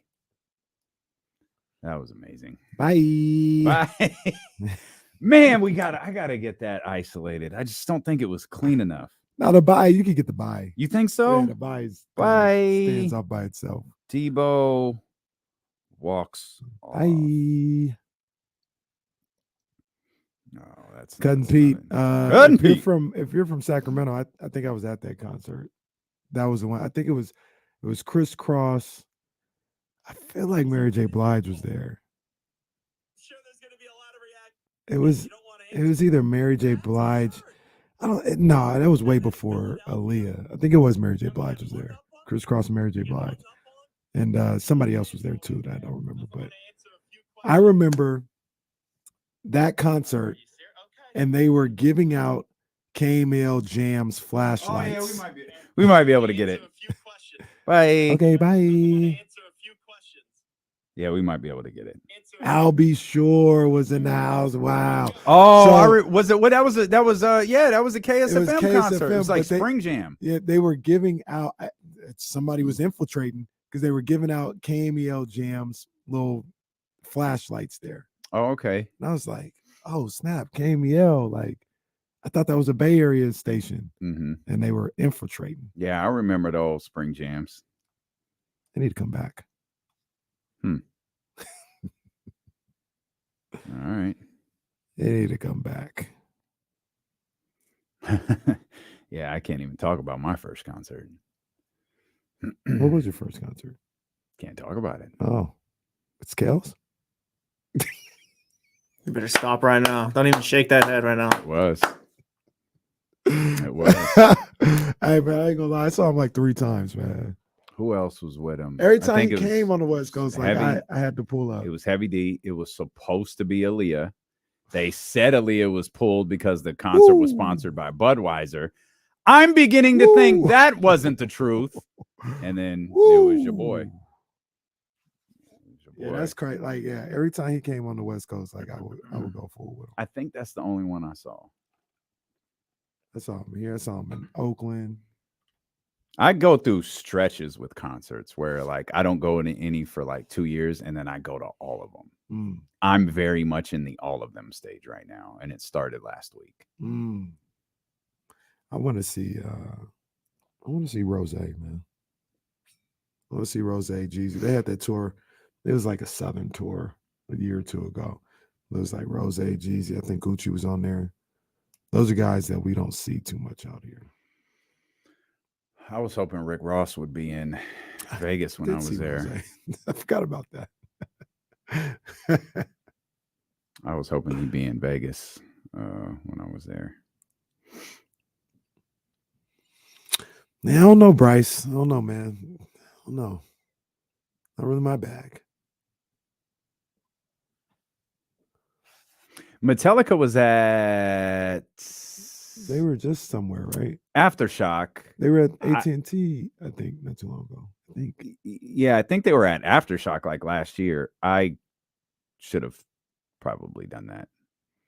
I would have liked to have seen them. I know maybe like 3 of their songs. I don't think I know. Anything Triple H has ever come out to. Know that. Is that one of their songs? It's time to play the game. No. That's a specialty song, right? That's who is that Song again? about the game. Motorhead. And who you play? Yeah, that's Motorhead. Yeah. That shirt Trysta had on a couple weeks ago. Is Enter Sandman. Is Metallica? I was about to say, ain't that the song Jim Rome used to come on to? No, that's Guns N' Roses. Oh, okay. That's Welcome to the Jungle. Oh, yeah, that is right. Enter Sandman was a song Brock came out to in the UFC. Mariano Rivera. Who did Trevor Hoffman's song? You remember that song? AC/DC, I think. Who? It took me a minute. He asked if we ever saw DOC in concert. Never seen DOC in concert. That's a good call. Where did it go? Spectre. Yeah, Spectre says Enter Sandman is what the Kings play before the fourth quarter. Yeah. Okay. That's. I got you. And that hits a little different now. I like when they play Outstanding though. Or no, they dropped the bomb on me. You dropped the bomb on me is fun. Yeah. Those are just Drop noises. the bomb on me. Okay. Well, all right. Uncle Charlie's still getting it done. Man, he's still a bad boy. Uncle Charlie just this past Thanksgiving was going crazy with the remix to Yams. Uncle Charlie, did he do Tiny Desk? Yeah. Or did he? He did. Yeah. I thought so. Mm-hmm. I thought so. You guys remember who your first favorite hip hop artist or rapper was? Mm-hmm. Yeah, Who was it? It was the Fresh Prince. Puffy. Yeah, it was DJ Jazzy Jeff and the Fresh Prince. That was my introduction to hip hop. So you talk about people going to you with Bad Boy. That's not hip hop. Mine was DJ Jazzy Jeff and the Fresh Prince. Yeah. My first tape. It was a tape. Was He's the DJ, I'm the rapper. I love that. Yeah. And it was I didn't have any explaining to do. Like I could listen to it. Like it was no problem. It wasn't until I got a little older and I wanted the Predator. And my mom was like, all right, I'll get it. And we walked into the store and it's playing in the intro. It's Tower Records. The intro of the Predators playing, like they're playing the tape on the store. Yeah. And if you remember the Predator intro, it's not the thing that you want playing when you're asking your mom to buy it for you. And she was like, "Hey, I got it. Here you go. Like you can get it." You know, they had the parental advice. If I catch you talking like this, it's gone. And she funded my love of music for the next however many years. That's what's up. Because every year it was tapes and CDs and all of that stuff. Yeah. Music's always been my first love. I think I guess maybe it'd be fair to say Criss Cross. I mean, because Jump was just a monster. Like you should know better. For a second or third grader, like Jump was crazy. These little kids. Don't try to compare us to another fad. Yeah, you get in trouble if you tell people the Warm It Up Chris you heard was from Criss Cross. It was later that I realized it came from somewhere else. I'm about to. Well, yeah, so maybe then, but I mean, the first time I was like, I think I'm just going to listen to nothing but hip hop was when Puffy and Biggie came out. And it wasn't even really Biggie because Biggie had Juicy and me and my mom, we like nothing but a G thing. But she really liked Big Papa. She loved that song. She was like, this song go hard, whatever they said for late 20-year-olds at that point. They're like, I love Big Papa. This song This goes song crazy. is banging. This song is tight. This song is tight. This song is fresh. And I would hear that and I was like, okay. But then I found out who Puffy was, and I was like, that guy's cool. That guy is cool. I'll be Puffy. And then he started rapping, and then he came out with an album, and I was like, oh yeah, I'm bad boy for life. And the funny thing with my for me with like my love of hip hop, I was always and am to this day more an R&B guy. Oh yeah. Like if I loved DJ Jazzy Jeff and the Fresh Prince, it paled in comparison to how much I love Troop or New Edition or Boys to Men or all of the individual New Edition careers and everything that kind of like went from that. Oh, for sure. Always R&B. Big R&B guy. And I mean, that guy was like one of the first favorite artists. Yeah, it really was. Like he was like one of my first favorite R&B artists. Well, that's why I say like this. My first concert, I can't tell you who it was because we've just X'd out that area of our lives. But like it was an R&B show. Then like it wasn't I think it was the second concert or it was around the second concert. It was Boys to Men, Babyface. I feel like it might have been TLC. I can't remember, but it was definitely like Boys to Men. This was the 2 album. It was Boys to Men and Babyface. Yeah, man. Yeah, I was thinking. It was when he had. I ain't gonna lie to you. I ain't gonna go guru, but when he had Slow Dance with Public Announcement. Oh my God! See, Public Announcement shouldn't get punished for this. We should be able to listen to that record. Well, But maybe when you're in autopilot on the way home, you can. Don't do that. Don't do that. You'll get your man. You do it with the windows down or windows up? Never with the windows down. Up. All the way up. We keep them. Yeah, I'm excited for what next week might look like in the world of music. No one expected hip hop to be around for 50 years. That's crazy. And I argue it's the most influential musical genre out there. Without a doubt. For my money. Without a doubt. Everybody try to get a little hip hop involved one way or another. It's even tough to distinguish now, like what's like, it's just created like such a different form of music. I think even, country artists in particular, they approach music differently because of hip hop. The sound is still country music. The verbiage is done in a way that for some artists, certainly not all of them, but for some of them, it comes across in a hip hop way. Yeah. Again, a very, very, very influential genre. Michigan Wolverines randomly brings up Shantae Moore. Isn't she from Sacramento?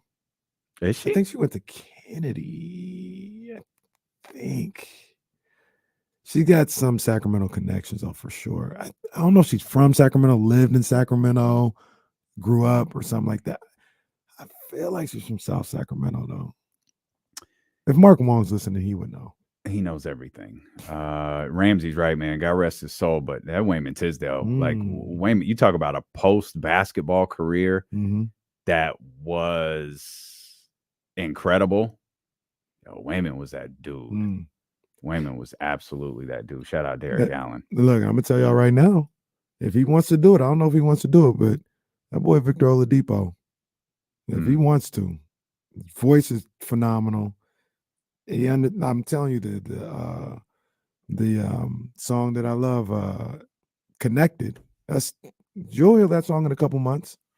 Well, it's next month, but I got you. Damn, it is August already. It's next month. It's August 2nd, pal.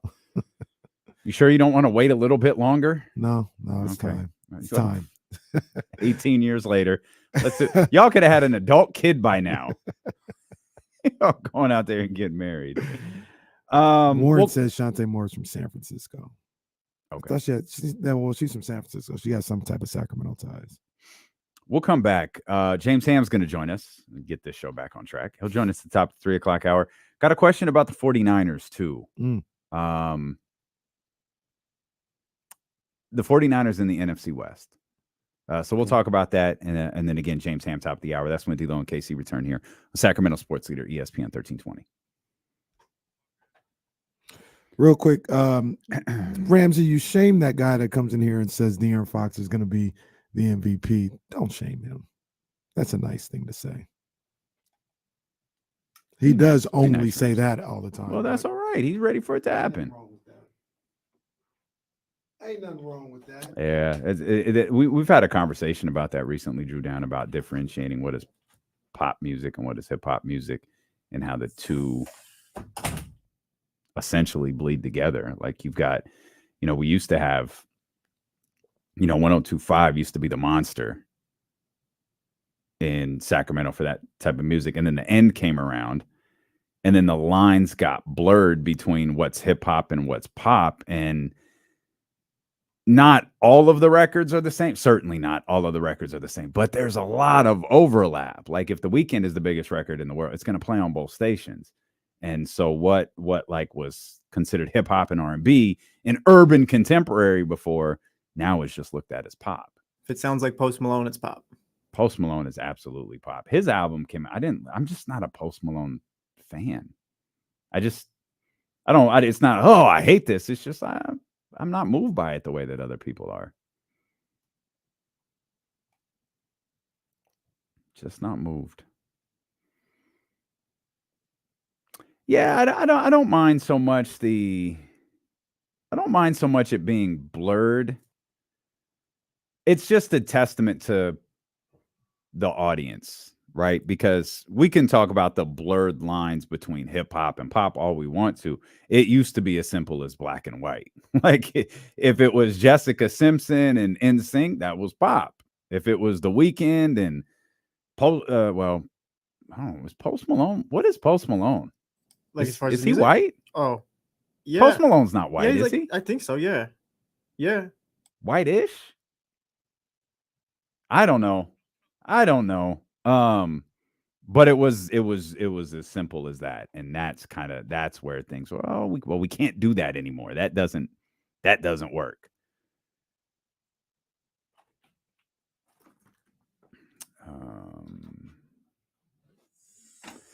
Yeah, it does, but it's always had like a different distinction to it.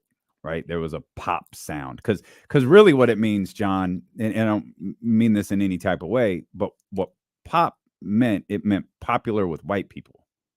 That's what it meant, and that's what defined pop music.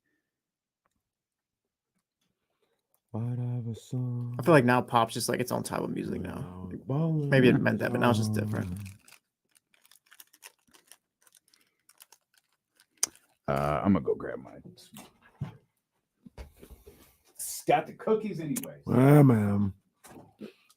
No nasty. I don't know if they were almond, whatever they were. Get off the cake.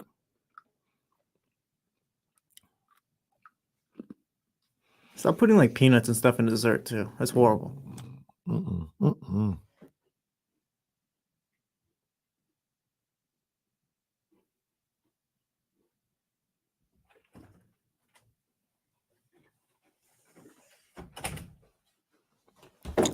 Calvin Harris be making some bops, man.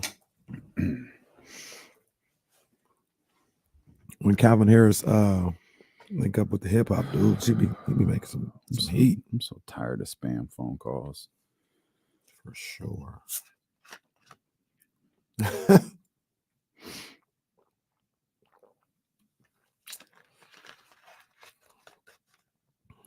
What's the best phone service out there? Yeah. I need to get off AT&T so bad.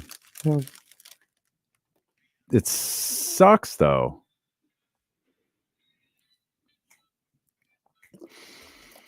James Ham set to join us here at the top of the 3 o'clock hour. Talk Kings basketball with him. Talk NBA basketball with him. Had a whole NBA conversation playing with Trysta.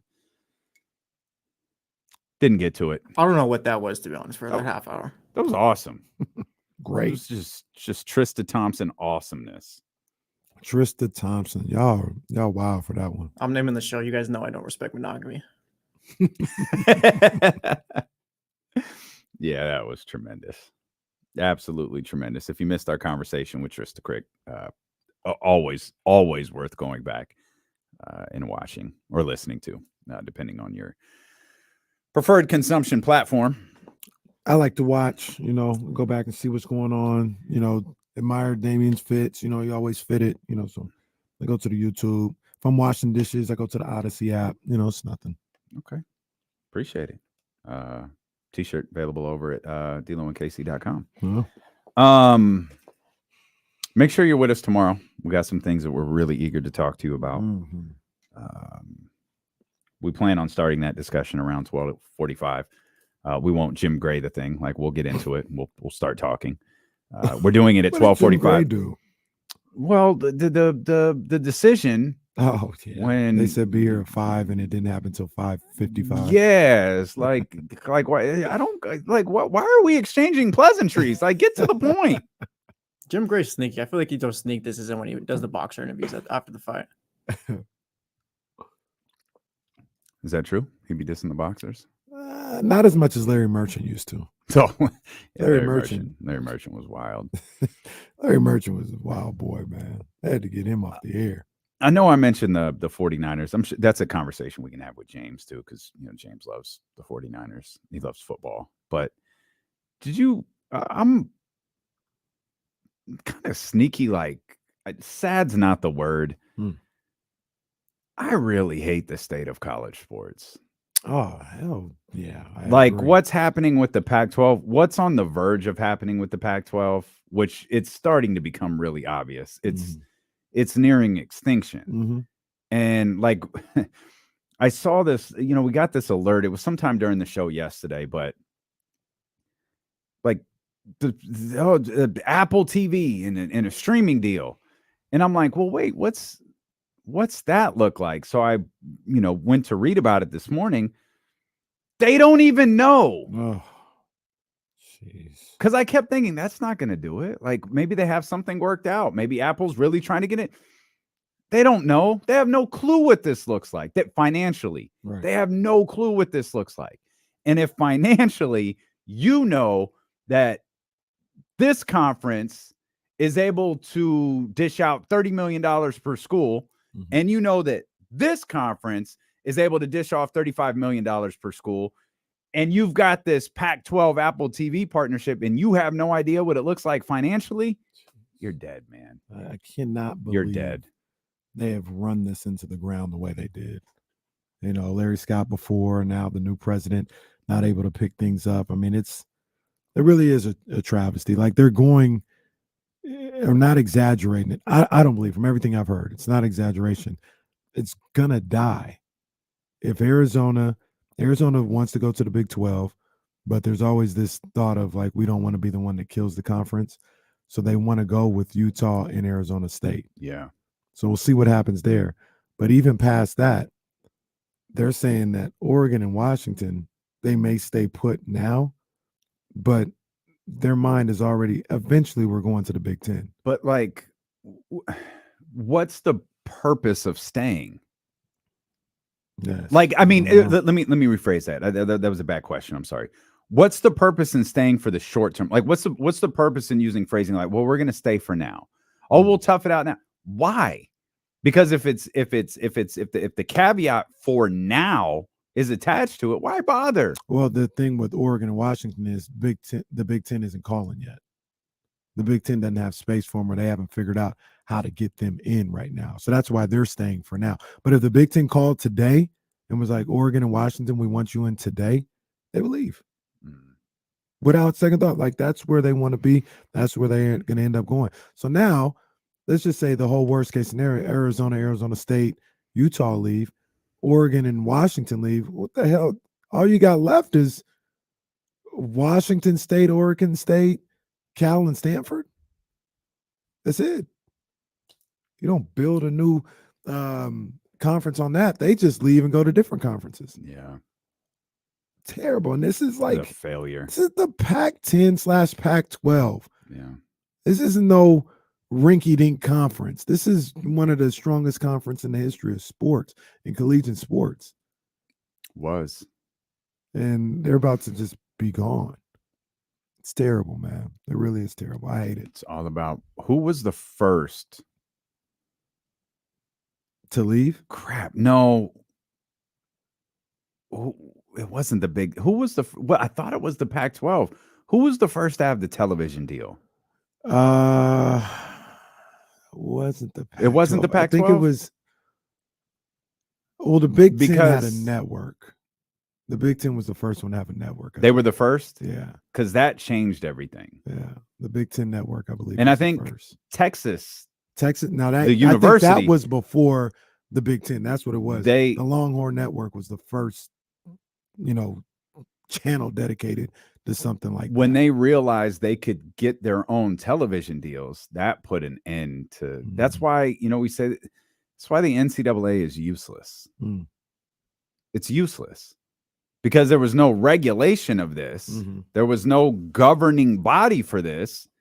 You've seen other conferences. You're just picking apart conferences. Yeah. And I mean, it's long been suggested we're just going to end up with a handful of like power conferences, Mhm. like super conferences, and that's it. And at this point, I'd rather just do that now. Like, let's stop with the Right. Let's do it now. facade of the Big 12 Let's do it and now. all this other stuff. Everyone go get your money Mhm. and let's keep it moving. Let's just do it now. Like, let's stop with the Big Ten and all this region. Like, you will name it whatever you want, but like let's let that be what it is. Like, have a college football school or a college school draft, and take these Big Ten, ACC, and you just start drafting schools from around the country. Just do it that way. I wonder if the Pac-12 is the last conference to fall apart, because my gut tells me it's not. I think some people are thinking the ACC might fall apart. Because I think Florida State is not happy with the ACC, and they have an eye And towards getting out of there. And you know why they're not happy? Hmm. If you can, Google ACC's television deal. Oh, well, it's atrocious. It's bad. Yeah. Like bad. And ACC is the one that I think is next to go. Mhm. They're going to cease to exist at some point. Hmm. Wait, And so- that's just like, it's this, it's in all of this, every single bit of this is driven by dollars. Mhm. And that's where the frustration with the student athlete thing comes back into play. It's you at this point are a revenue generating employee Mm. of this university. And more specifically, you're a revenue generating employee for this conference Mhm. that's bringing in billions upon billions of dollars. Mm. And the conversation about how do you pay athletes is always asked, and it can be broken down pretty simply to me as we walk through what these television deals look like. If your prime time slots, if your sport is a prime time slot that generates ad dollars and ratings, guess what?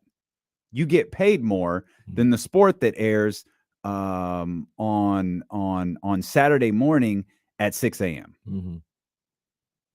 You start paying these young men and women like they're television stars, Mhm. because that's what this all boils down to, is the rights to television. Yeah. It's Yeah. sad. It's sad on multiple levels. It's sad because the college system that we knew is gone. Right. And it's sad that we're talking about billions upon billions of dollars that the people who generate it don't benefit from. Right. And it's also sound like we sound like the old heads. Maybe Jesse feel like we sound like the old heads, but the way it was to me was perfect. It was perfect. Not them not getting paid, but the setup of the conferences. You had all these schools in the Midwest that would play each other every year. The North, the northern part of the country with the Big Ten, then the ACC and the SEC, Big East, Pac-12. Like, it was perfect. Like, you played these teams in your region year in and year out, created these traditions, created these rivalries. A lot of the players from the high schools in those regions would go to those different schools and a kid from California or from Sacramento would go to UCLA and, you know, come up and play Cal and Stanford. They would know these kids. Like it was perfect. College sports, outside of not paying them, was perfect. It was the perfect setup. Now it's just a jumbled mess. And it's almost, I feel like it's probably just the example of like, you talked about greed a while ago. And this is all a domino effect of one person recognizing something. And whether it's, you know, it was the, you know, revenue split for a game, or it was the bonus for, you know, a television bonus, or it was something that caused someone to get upset and think, the hell do we need them for? Like, we're relying on CBS. We're relying on ABC. For what? There's cable television out there. Let's just go create our own channel. Yeah. And that has just started this domino effect of every conference needing a TV deal. And the ones that have bad ones are the ones that will slowly cease to exist. Pac-12 now, ACC likely not too far away. Again, you want to know what this is all about? Google ACC television deal. Yeah. And then Google Big 10, SEC, Big 12. These $30 million per school deals. Go look at the difference. It is jarring. And you know what's even worse about all this for a guy like myself, and I love college football. I love college football, but all this is getting blown up because of college football. Like, that's it. Like, basketball would be fine. I think baseball would be fine. All these conferences and all this stuff gets blown up because of college football. Like, we talk about the Pac-12 and what it is or what it could be, and, you know, that's going to stink. That doesn't really matter that much in basketball. For at least a guy like me, I watch the Big West. I watch the Big Sky. Basketball's fine. Like, you could have had basketball the way it was and everything would be fine. Football just blows everything up. Yeah. They can't figure out in football. They just blow everything up, and it's ridiculous to see. You're listening to D-Lo and KC on KIFM West Sacramento, 98.5 FM, KRX, QHD2 Sacramento, ESPN 1320, always live on the free Odyssey app, live on 1320 TV as well. That's Twitch, that's YouTube, that's Twitter, that's Facebook. You can watch us on all those different platforms. Just came across some real quick. We've been, you know, we started the week talking about the big Errol Spence, Terrence Crawford fight over the weekend. And I saw something, just this list of the largest gates in Las Vegas history. Yeah. I saw this earlier, and I don't want to get too far into it. Please continue. But as of now, I got to share something with it's you. number 14 all time. They got $21 million. I saw that 21 million off of this fight. Number 14 in Las Vegas all time. That's crazy. That's crazy. You know what number one is. Did you see what that was? Yeah, it's actually, it's Floyd and Pacquiao, right? Yeah. You remember the number? Give me a sec. 57? No.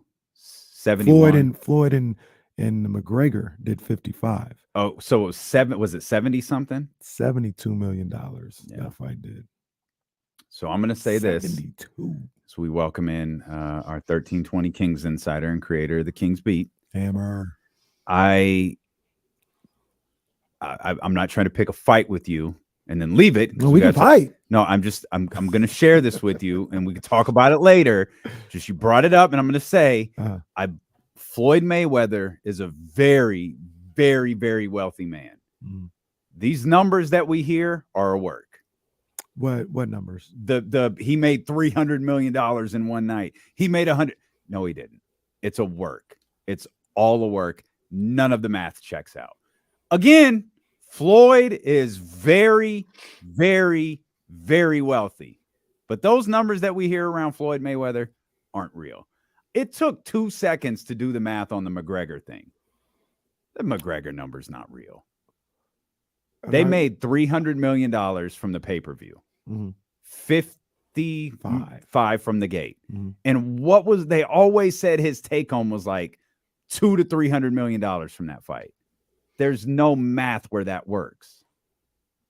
Because of the 300, half of it doesn't go to him or McGregor.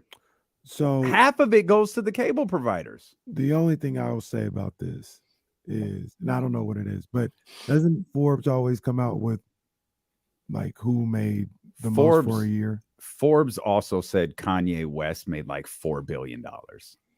Well, I think they said it's worth $4 billion. Yet none of that is true.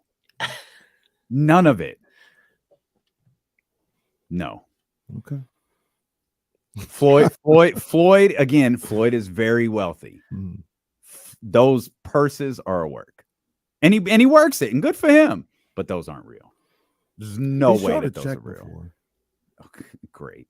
Floyd is wealthy enough that he bought Isaiah Thomas a Bentley. Oh, he bought. Okay. you just paused between Isaiah Thomas and Bentley way too long. I was like, wait a minute. That's a Bentley. Yeah. Well, I'm sure he's a billionaire. I'm sure Floyd Mayweather is a billionaire. If he's not, he's at least flirting with being a billionaire. I don't know. I truthfully don't know much about him, like what else he does, like where else his money might be. But I feel like those purses, I'm talking only about those fight purses, are fake. Like the what was the channel? The Zeus? Zeus, yeah. And you said they paid him how much? There's no way. Well, there's no way. It's much like I think we talked about this too with Spence and Crawford. It's what are these people called? The not trust fund, the hedge investors. Like they made $25 million a piece on this fight. So somebody put up $50 million. Some investors put up $50 million for their guaranteed purse. Now you could probably add another. I don't know. I could be wrong, but another $20 million a piece after pay-per-view buys. Well, those guys got to get that money back at some point. So that money would come out of the pay-per-view buys, wouldn't it? Maybe. I don't know how. And I would think they got to get that money back and then some, because otherwise, why would you do it? I have no idea, but they do it all the time.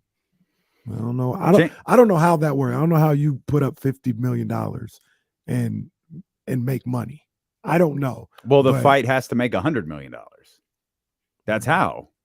That's why I'm saying, like, you don't do it. I mean, maybe you do it for fun. I don't know. Do you spend $50 million for fun? Like, what would you ask me? I don't have a spaceship like yours.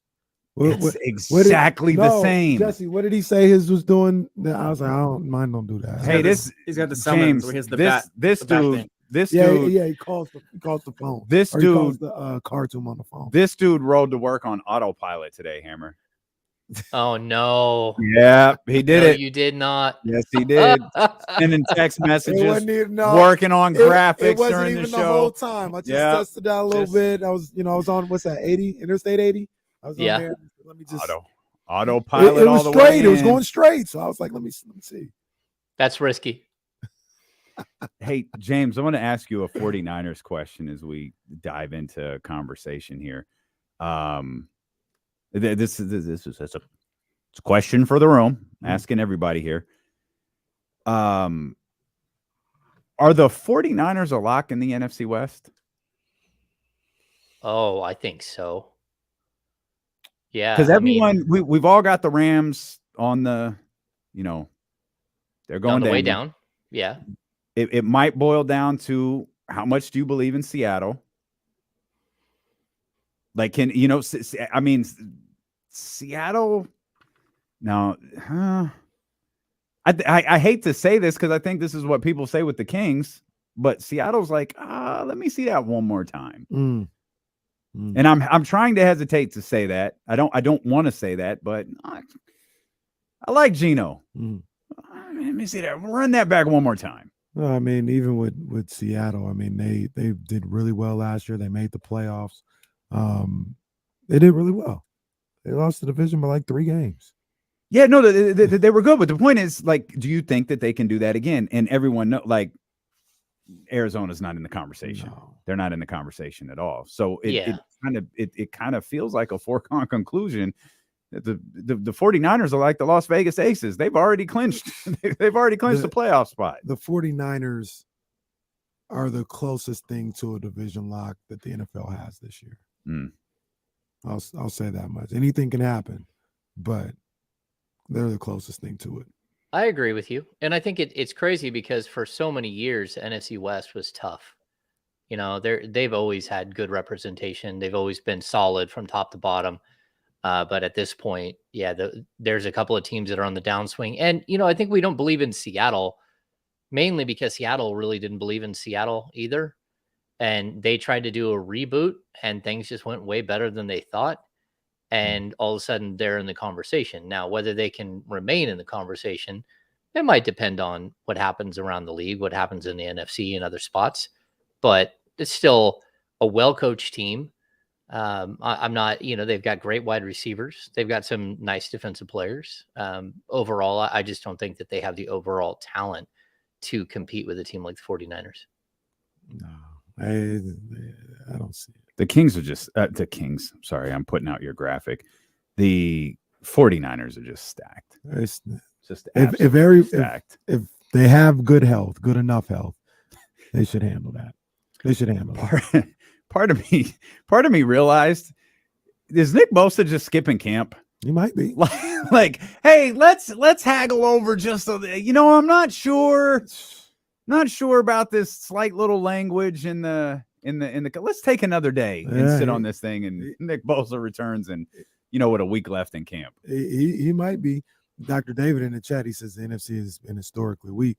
Not the last like 10, 12, probably 10 to 15 years. NFC West or the NFC Conference? NFC West. Oh, it's not historically. The last 10 to 15 years, it's been one of the consistently one of the better divisions in football. Yeah, but let me tell you this right now. We need to go back to them early 90s. I need a weak division. Oh, well. Give me a sorry NFC West, please. We had the toughest division of football for like 5, 6, 7 years straight. What did that get us? Nothing. Hey, give me them sorry mid-90s NFC West again, please. You got the Cardinals. All it got us was a bunch of championships they should have won through Kenny's world. Wow. That's right. That's right. At least three during that time. Tragic. Yeah, I'm not concerned about Bosa. I would say this. I think there should still be some concern about the offensive line, just overall depth. And it's something that you're going to have to, they could pop up. I mean, their front seven on the defensive side is absolutely incredible. And they're going to be great on the defensive side of the ball. They even got, you know, like I'm confident. Last year, I was not confident going into the season. The year before that, I know I was very unconfident with their defensive backfield, but they've increased like every position there. And I think like their defense is so incredibly deep from top to bottom. So it should be fun. I asked this question earlier. I didn't really ask the question. We were just having a conversation. For me, the 49ers were good. Obviously they are good. The 49ers were good entering last year. And I believe that they had an opportunity to win a championship last year. Then they got Christian McCaffrey. And to me, that felt like this is a Super Bowl champion. This is a Super Bowl team right here.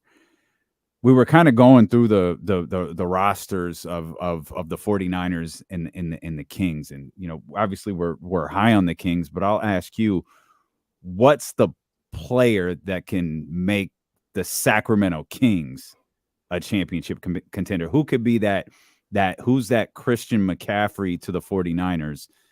Who's that player to the Kings? Yeah, like if they were to go out and make a move. Mm-hmm. I don't know. I mean, there's a lot of players that you could talk about, like superstar level players that if they went out and made a move, I still would like hold on to the same thing that I've said forever. It's that OG Anunoby is a guy that changes the tenor of the defense in a way that I think just really would help this team. But outside of that, like it's a balanced team. That's what you're looking for, right? it's not balanced on the defensive side of the ball, but it's really balanced offensively.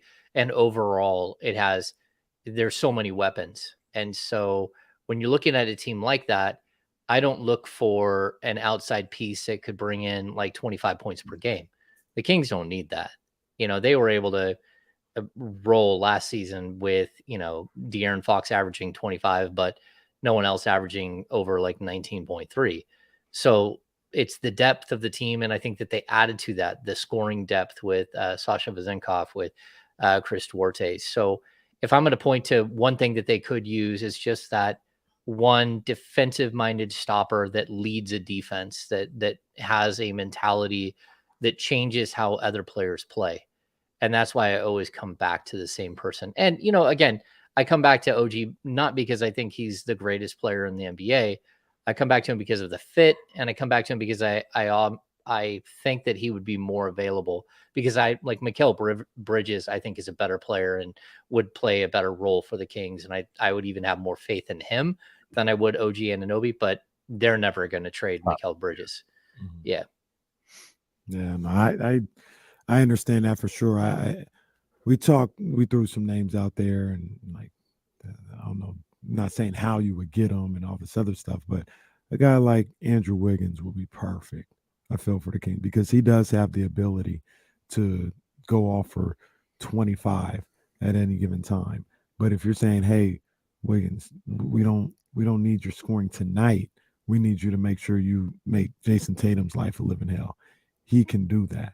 And I think the combination of both, with a guy that's comfortable being maybe your third best player, I think that would be perfect. How they get that guy, where he comes from, I have no idea. But I was thinking a guy like Andrew Wiggins would be perfect. I put it to you like this, and everybody like this. If Andrew Wiggins, say it's 2K, and you could have two of the same player or something like that, Andrew Wiggins on the Warriors and Andrew Wiggins on the Kings, that Kings team would be way, way better than the Warriors team.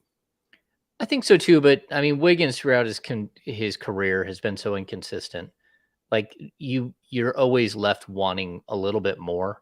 And I know defensively he's had sort of an awakening, or he did for one season where he was incredible defensively, but I'm not sure that he's shown that consistently throughout, the like 7-8 years he's been in the league, where you feel like he's such a valuable piece. There are other players that to me just stand out more. And so while I like Wiggins, I don't love him. I kind of put him in a category like, and again, he's a better defensive player than this, but sort of in the Rudy Gay category. Like he fills a role, and he has even a Harrison Barnes. Like he fills a role and he does what he's supposed to do.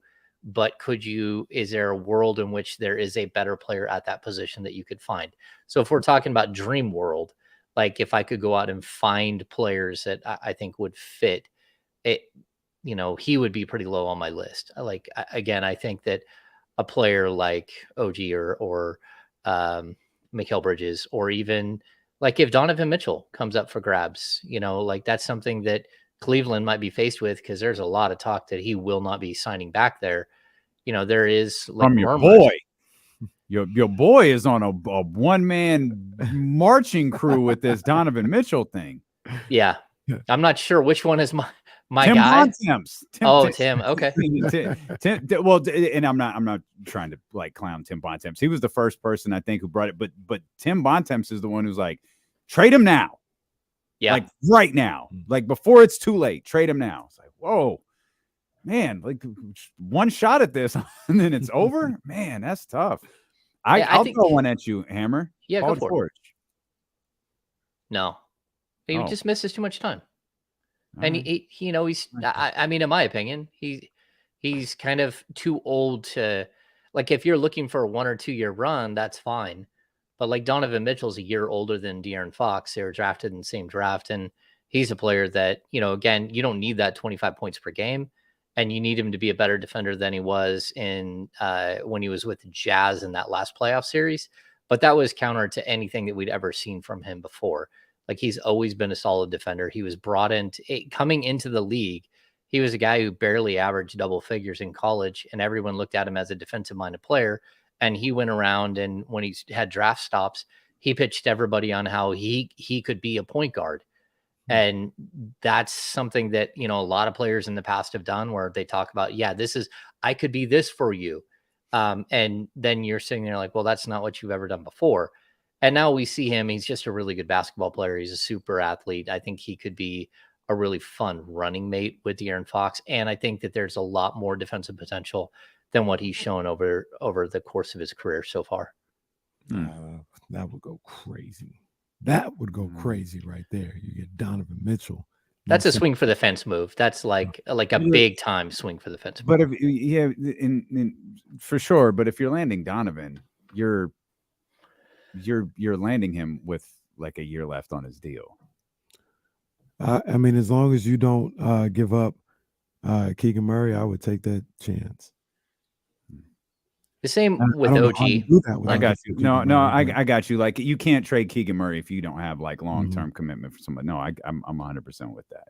But I'd give pretty much everything else up that I needed to. The Harrisons, the Herders, Davion, picks, all that other stuff for the shot to get him in the building and try and keep him here.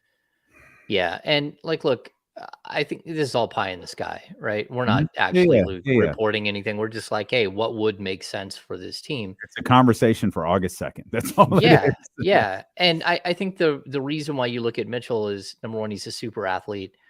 He just changes the speed and the dynamic nature of your squad. And if you have the shooters and everything else around him to support him, I just think he's a fun basketball player. He's one of those players, like we always talk about this, like you either have to have Fox or Sabonis on the court at all times, right? We all know that. Like there is not a moment where the Kings don't have Fox and Sabonis. And when they don't, it goes south pretty quickly. If you had a player like that, now you got three of them, where at any given time, I need one of these three players. So if you have injuries, you can withstand it. If you have off nights, you can withstand it. And so I don't know. And I don't know if he's a perfect fit either way, but him and De'Aaron have been friends for a long, long time. They've known each other since high school. And they're in the same draft class. Like there is a lot of like sort of relationship that's there. And I'm not sure that he would want to stay in Sacramento. He's a guy who, had his mindset on going to play for the Knicks, and that didn't work out. And that might be where we're at again. And there's another guy I was throwing out there. I talked about him the other day. I already know how Ham's going to react to this one. I already know. But I said we had game 15, I think it was, because people were upset it was 15. No. The Kings Bulls. And I said, I don't know. You think about trade deadline, you think about somebody that might be attainable, you might be able to get. I said, man, I'd keep my eye on Zach LaVine.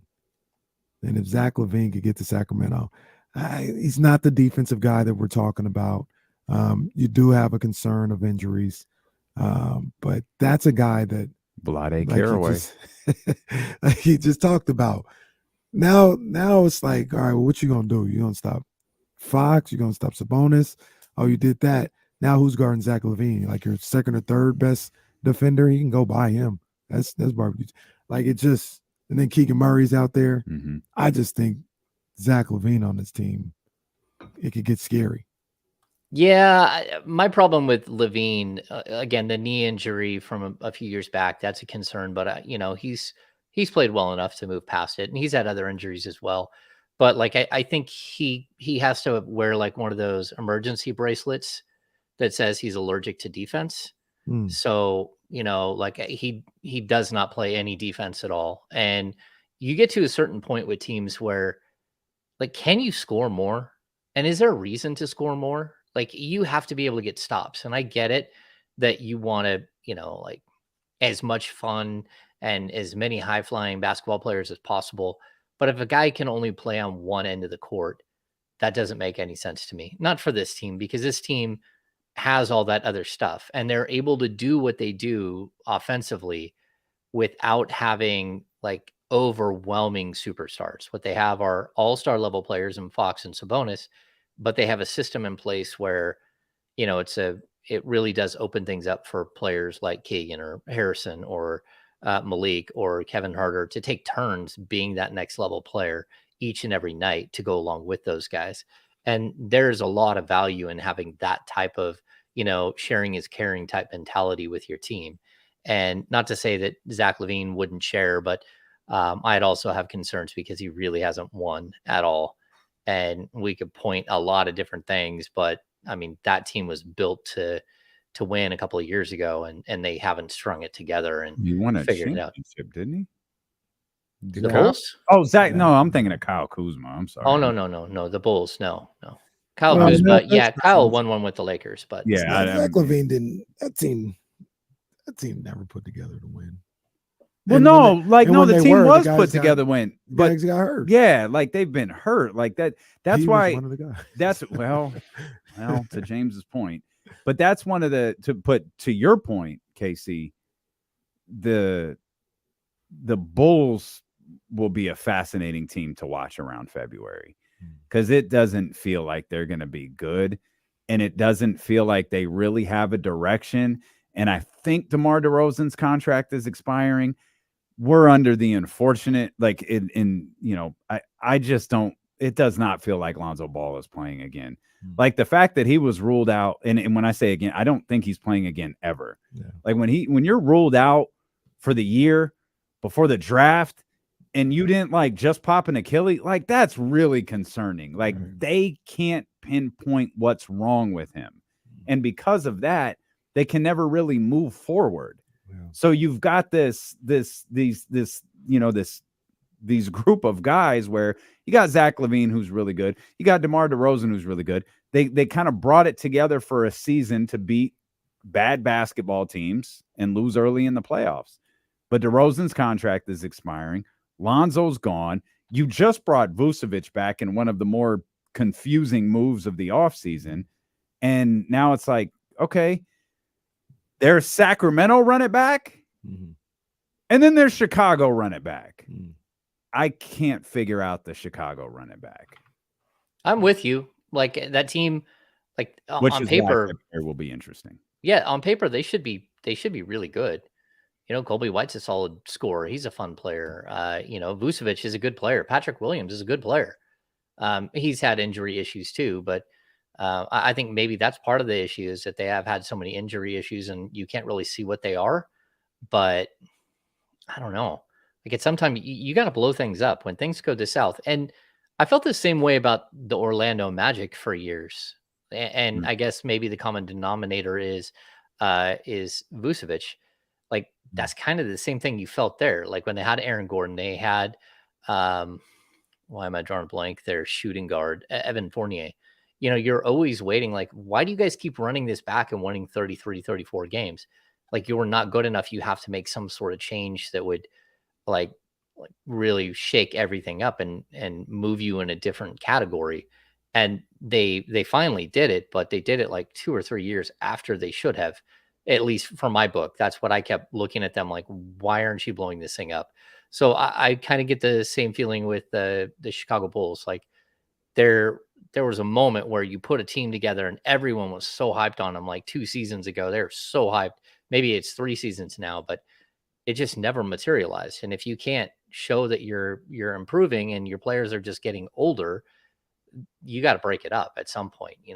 I'm in agreement. I'm really surprised they brought back Vucevic, and I'm surprised they didn't shop DeMar DeRozan heavily. And I'm sure if they're not winning, they will shop him heavily during the season.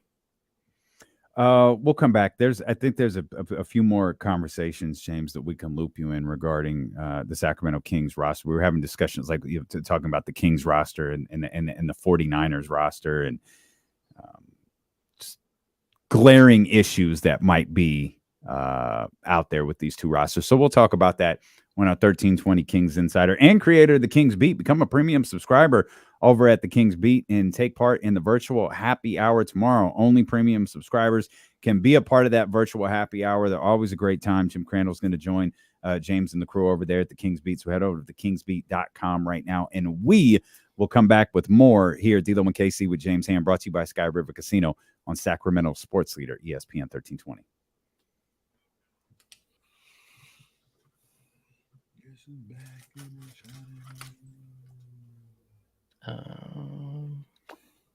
Aces Liberty, baby.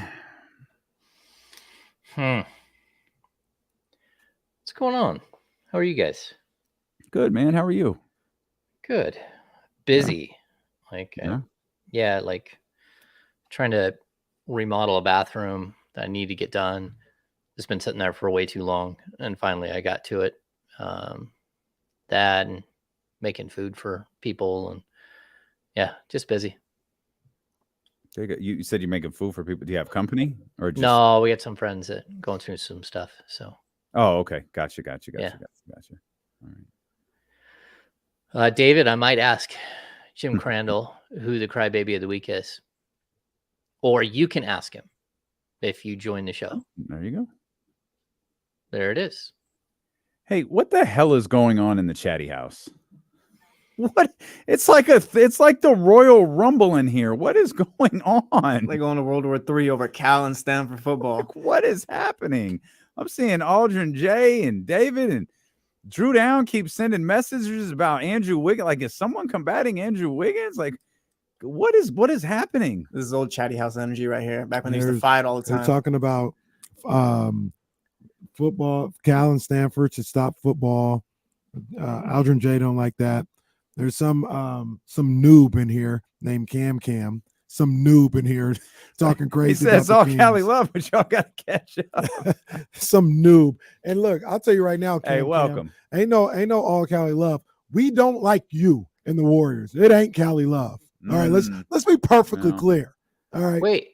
I want to be perfectly clear. We don't like the Warriors. The Warriors go up against the Lakers. We going for the Lakers. Warriors go up against the Knicks. We going for the Knicks. We don't like y'all. We never will. It ain't Cali love. Wow. And you stop being a noob and recognize what's going on over here in D-Lo and KC. Also, well, I mean, look at this. Look at this comment here, Cam. Yeah, like tough. That's all you said. All I said was Wiggs over Fox. Well, your opinion's wrong. Hey, like Cam. Goddamn 49ers play the NFL, not the NBA. Get it through your head. We don't like y'all. We don't like you guys. It's simple as that. It ain't Cali love. We don't like the Warriors. We don't root for the Warriors. We hope you burn in hell. And that's just what it is. What the hell is happening? Well, John might be right. We just haven't quite recovered from Trysta Thompson. Chatty House is back. Man. Oh, see, I missed Trysta. How'd that go? Well, she has a new name, and it's Trysta Thompson. Uh-oh. Yeah. Yeah. That's because I know what that means in a lot of courts of law. So here's the thing. It means exactly what you're thinking it means. Also shout out to our man Nate. He just hit the DMs, and Nate got the Trysta Thompson moniker. So we're sending some D-Lo and KC merch his way. There we go. Whew. And Cam, you're a noob, bro. We have a good time. I don't even know what's going on. And we welcome you into D-Lo and KC. We crack jokes. We have a good time. It's all good. I don't think anybody's rattled in the chat. No. I don't think so. No, they're like, welcome, Cam. Hit the like and subscribe, and hope you enjoy the show, man. He's like a little bloody spot on a leg in the water with a bunch of sharks at this point. Don't lose your leg. So, bro, he can't speak his mind when Sack Bully's out, so it's on site with y'all. He's ready to drive to Temecula, wherever that's at.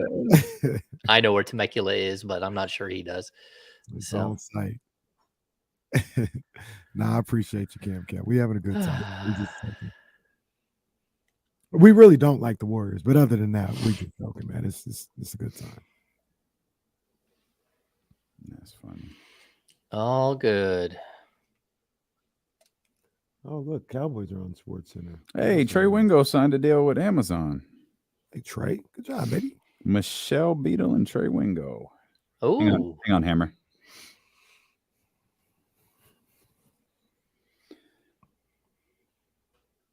All right, our 1320 Kings insider James Ham back here with us. We've been asking everyone all day when they fell in love with hip hop.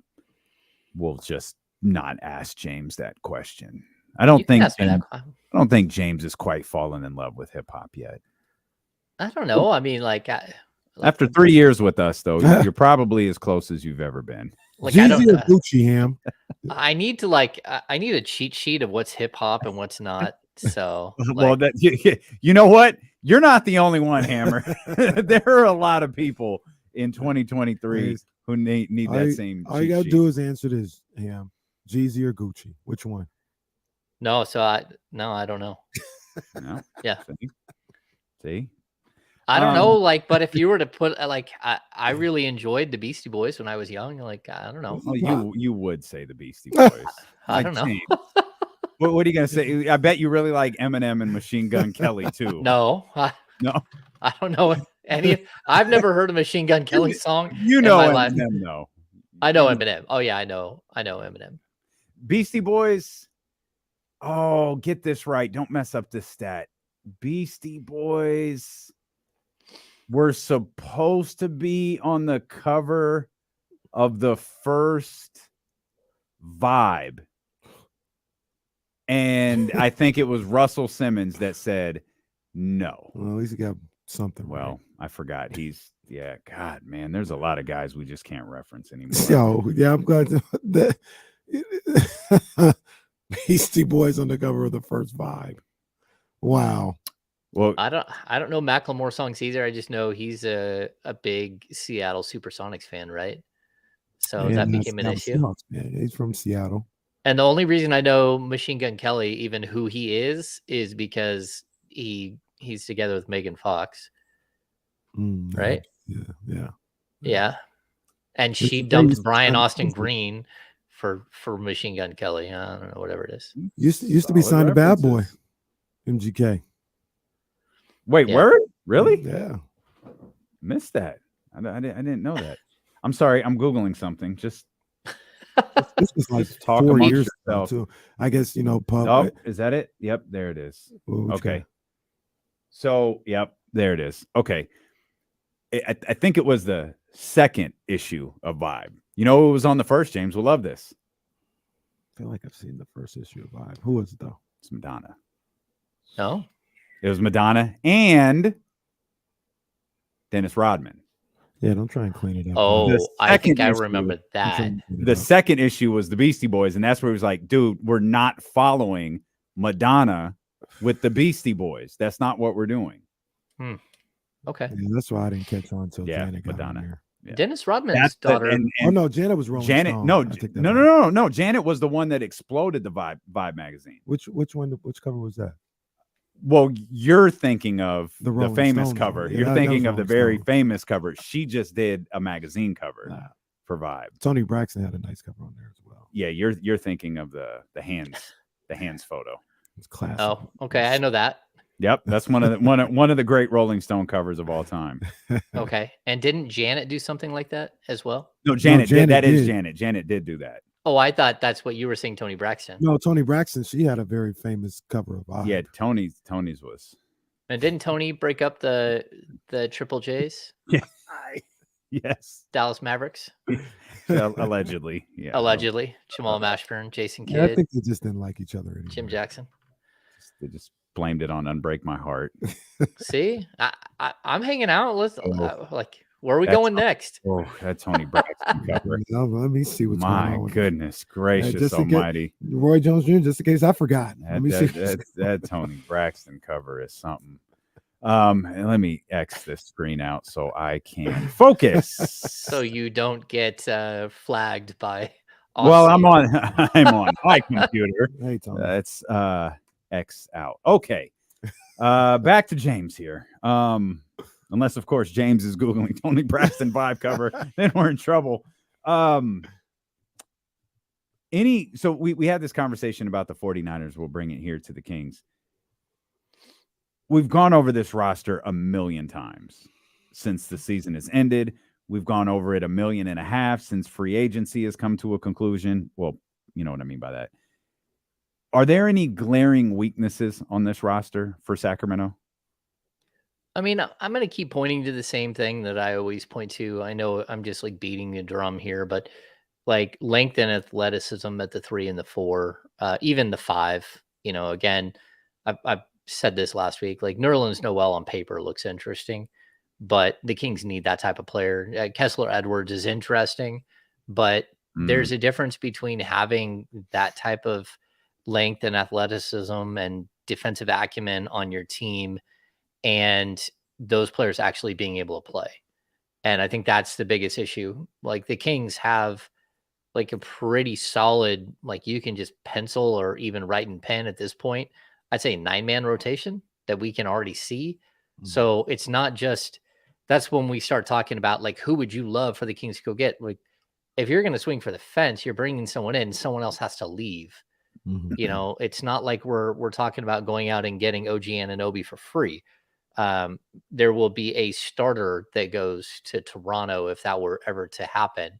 And so that's why, like the Kings need some pieces, but what they need is pieces that can actually fit into the rotation and they could actually earn minutes. Because as of this moment, even like a guy like Chris Duarte, who has shown some really, really interesting stuff as a defender, especially in his rookie season. I mean, he held his opponents to 8.4% below their average behind the arc. Like that's incredible. Outside of 15 feet, it was like -7%. Those are really, really tremendous numbers. Okay. But if he's playing 8 minutes a game or 12 minutes a game or 14 minutes a game, how much can he impact the defense? How can the overall defensive number? And those are things where, Mike Brown has to figure out. He's going to have a lot of pieces to work with. And, again, I think he'll work with a 9.5 man rotation. And I don't know that there's a lot of competition in that rotation, barring injuries. Yeah, I mean, those are the things that, I've always talked about, as far as like these guys that we all want, not just one or two people, like that would be a good addition to this team. It's about, to me, a lot of the times it's about closing the games, right? Are you going to be able to have this guy on the floor at the end of games? And if you are, who's coming off, And I think whoever comes in, that's something that you've got to talk about, because with the Kings, I don't think you're just talking about, hey, what starters are coming off the court and at the end of these games. I think in a lot of times you're talking about you're extending that past the starting five. I'm like, what rotation players are not going to close games no more, i.e. Malik Monk or Davion Mitchell. You know what I mean? You can only have 5 guys out there at a time. Or Kevin Huerter would be on that list as well. Is he going to be somebody that's not closing out games if you go get somebody? So it's not a deterrent to getting somebody like a 3-4, somebody that can finish games. It's just another thing to think about. That's all it is for me. Yeah, and honestly, like if you're going to make a move, you're going to have to lose a player. So like somebody is going to, move out of the rotation for someone else to move in. And I don't mean like move to the bench. Like we've heard this, like, oh, is there a point where, Sasha Vezenkov will start over Harrison Barnes? And the answer to me is like, no, they're both under 3-year contracts. And Harrison Barnes is a proven two-way NBA player. Like, has he had seasons where his defense has been bad? Sure. But he's also had seasons like last year where it was really good.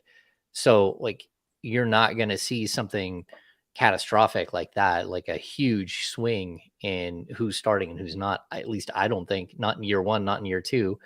And by that point, they're basically similar ages, So yeah, I mean, Mike Brown is going to have, it's a blessing and a curse to have depth, because you got to figure out ways to keep everybody engaged and everyone happy. And you hope that people take on this Alex Len role where they're okay if they're not playing and they want to play and they want to contribute, but they're okay if they're not in the rotation for 20 games and they don't make waves, because that's not always the case at the NBA level. And that's why you don't go out and sign a player like Kelly Oubre or a guy like Christian Wood to a 1-year deal, because the only one who's going to make anything off of that is them. You're not going to get anything out of that unless you're only picking them up, playing them, and then trading them at the deadline. There is no real value for you to do something like that, especially when you already have a jam-packed rotation that it would be tough for any of those players to play in. Hammer, of the guys that you referenced there a moment ago, like Nerlens Noel, Kessler Edwards, is there one that you would really like to see work out based on what you think they can offer the team? Well, yeah, I mean, I think it's Chris Duarte.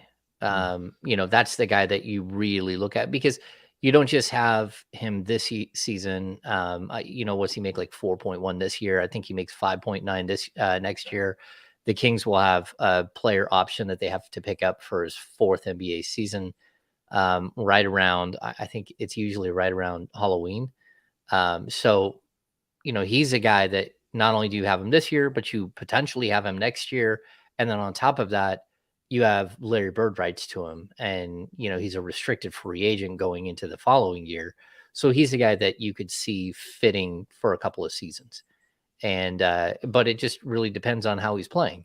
And I think the one good thing is that every time I see some Instagram post with Domantas Sabonis, like Chris Duarte is with him. Like he's there working with Doug Christie and he's there working with Domas all the time. And they already have a chemistry and a relationship from their time together in Indiana. And I expect him to fit right in and be able to, he knows where to get open and how to find spots. And this is just a really smart team. Like when your 9th or 10th guy is that type of intelligent player and your 8th and 9th guys like Trey Lyles, Sasha Vezenkov, like these guys are in your rotation, but they're not, your top 5, your top 6 guys. Like that's incredible that you're bringing out like really, really smart, like intellectual players that can shoot the 3, that can do multiple things. I think it's a well-designed roster right now. It just has, again, these somewhat limitations, and maybe they're not limitations. Maybe no other team in the league can keep up with what you're doing. And they're going to be the ones who are trying to figure out how to stop, when you have 7 3-point shooters in your rotation. Like that's pretty solid. So hearing James say all that had my mind going and had me thinking, I don't know if anybody's even said this. I think the narrative, the consensus around the Kings is that they stayed pat. Maybe the question people need to be asking is, did the Kings get better this offseason? Like when you talk about some of the depth they added, and you talk about a Duarte, you talk about a Sasha, you just talk about another year. No, I don't think anybody's saying, like they're asking, did they get better while asking like, well, they didn't pick up nobody. Did they even get better? Change. Or, yeah, that's what they're not want, looking change. at it like, yo, they added all this. Did the Kings just get better and we weren't even paying attention? I think there's I think they did get better. I'm about to say a real argument. I think they did get better this offseason. Oh, I totally agree. I mean, we talked about this a little while ago, like swapping out guys who are in your rotation or in and out of your rotation in Chimezie Metu and Terrence Davis. Like you got different types of players in Chris Duarte and Sasha Vezenkov, but I'll take the swap out on both of those without any question. I think the players you brought in, they're just more stable players. They're players who, number one, they understand their role, and then they thrive in their role. And I know that sounds weird to say, a guy like Sasha Vezenkov, who's never stepped on an NBA court, thrives in his role. But look what he's done in the European game and how he's found success in his previous stops. So I do think they got better. And on top of that, like Keegan Murray will get better. And on top of that, like having the same coaching staff for 2 seasons, for a second season, you'll get better just with continuity. You'll get better with, all of this team was so haphazardly thrown together and somehow found success last year. But we forget that it's not just like Domantas Sabonis, but also Trey Lyles came over at the deadline, a year ago, February. And then you added Herter and you added Monk and you added Keegan Murray. So I just brought up 5 of your top rotational players that are all new together. And the fact that they were able to find some sort of chemistry and become this offensive juggernaut that they were last season, that should be really encouraging. That I think people should be really excited about that, because the NBA will adjust to them, but they have so much room to adjust themselves. So sure, like people will game plan for you more. People will try to do this thing where They copy the Looney defensive, thing that the Warriors did during the playoffs. It's like, all right, good luck with that, because it's not going to work on a nightly basis. It's not going to work because you don't have Looney. Like, sure, the Memphis Grizzlies have Steven Adams. They can do some of those things, but not everybody has that type of player. They can throw at Sabonis and slow him down. And then what he was able to do for 80 games last year was just destroy people. And so I expect more of the same. Will he have off nights? Sure. But he'll also add a 15 to 18 foot jump shot. We know that he's going to. He knows that that's what held him back last season. And what happened the year before? He knew he needed to come in and shoot the 3-ball better. Shoots 37% from 3. Shot it better. Didn't shoot enough, but like, this is a player who is going to work to get better and improve. Now, that doesn't mean he's going to score more points or grab more rebounds or get more assists. But if he can add elements to his game that weren't there before, he can be a better player. And that's what I expect from him. I expect it from Fox. And then, again, the untapped potential of Keegan Murray, but also like Malik Monk, Kevin Huerter, both young players. They both can improve and get better at what they do. And so there is like a ton of room for organic growth within this team. You guys just outlined, the players and the potential growth from them. Talked about Davion, Chris Duarte, Casey, everything that you mentioned. And I wonder what this second year means for Mike Brown. It felt like Mike, I don't know that Mike coached differently. Obviously, I wasn't there on the floor with those guys. But Mike's public approach started to change as this team was clearly good, as they got further along into the season, and as they continued to make mistakes. Mike Brown would call them out. We, talked about the New York Knicks game earlier this week where national TV, gutsy win by Sacramento, and Mike's like, yo, we're going to get killed. That we're losing in the playoffs if that's what happens. If we're giving up 23 offensive rebounds, we're losing. I'm curious how different Mike Brown is this year and how different this coaching staff's approach might be to this season. You know what? You could also look back at that game and look at that as part of the blueprint that got them beat in the playoffs. Because that's what happened. They got killed on the offensive glass, and the games where they got killed on the offensive glass, they lost big. And the games that they were focused and didn't get killed. And that's why you need, one or two more rebounders on this team. It helps to go out and get players who are better rebounders. It helps to focus Keegan Murray and make sure that he's rebounding as well. Even like we saw in the California Classic, the one game Luke Laux like joked around about where he went and wrote it on the board during halftime, like, Keegan Murray, I need more than one rebound from you in the second half. And he got 0. He finished with 1 rebound, but like 27 points. It has to be an emphasis. And like, this team took major leaps and bounds last year as a rebounding team. And I expect them to take another huge step. And it's not just because they have the league's best rebounder. It's because they all have to do a better job of rebounding. And the playoffs it shines a light on people, and it like gives someone an opportunity. But look at some of the numbers that if you go back to the playoffs, the Malik Monk rebounding numbers out of nowhere. Kevin Huerter had a big rebounding game. There are players on this team that have more to give on that end of the floor, and they need to do it on a nightly basis. And lastly, to add to it, I think Mike Brown in year 2, like, the genius of hiring a coach like Mike Brown, who comes in with a 616 win percentage, is Mike Brown has expectations well beyond the first round of the playoffs. And that's his goal, is not to get to the playoffs. His goal is to win in the playoffs and to find success in the playoffs and eventually win a championship.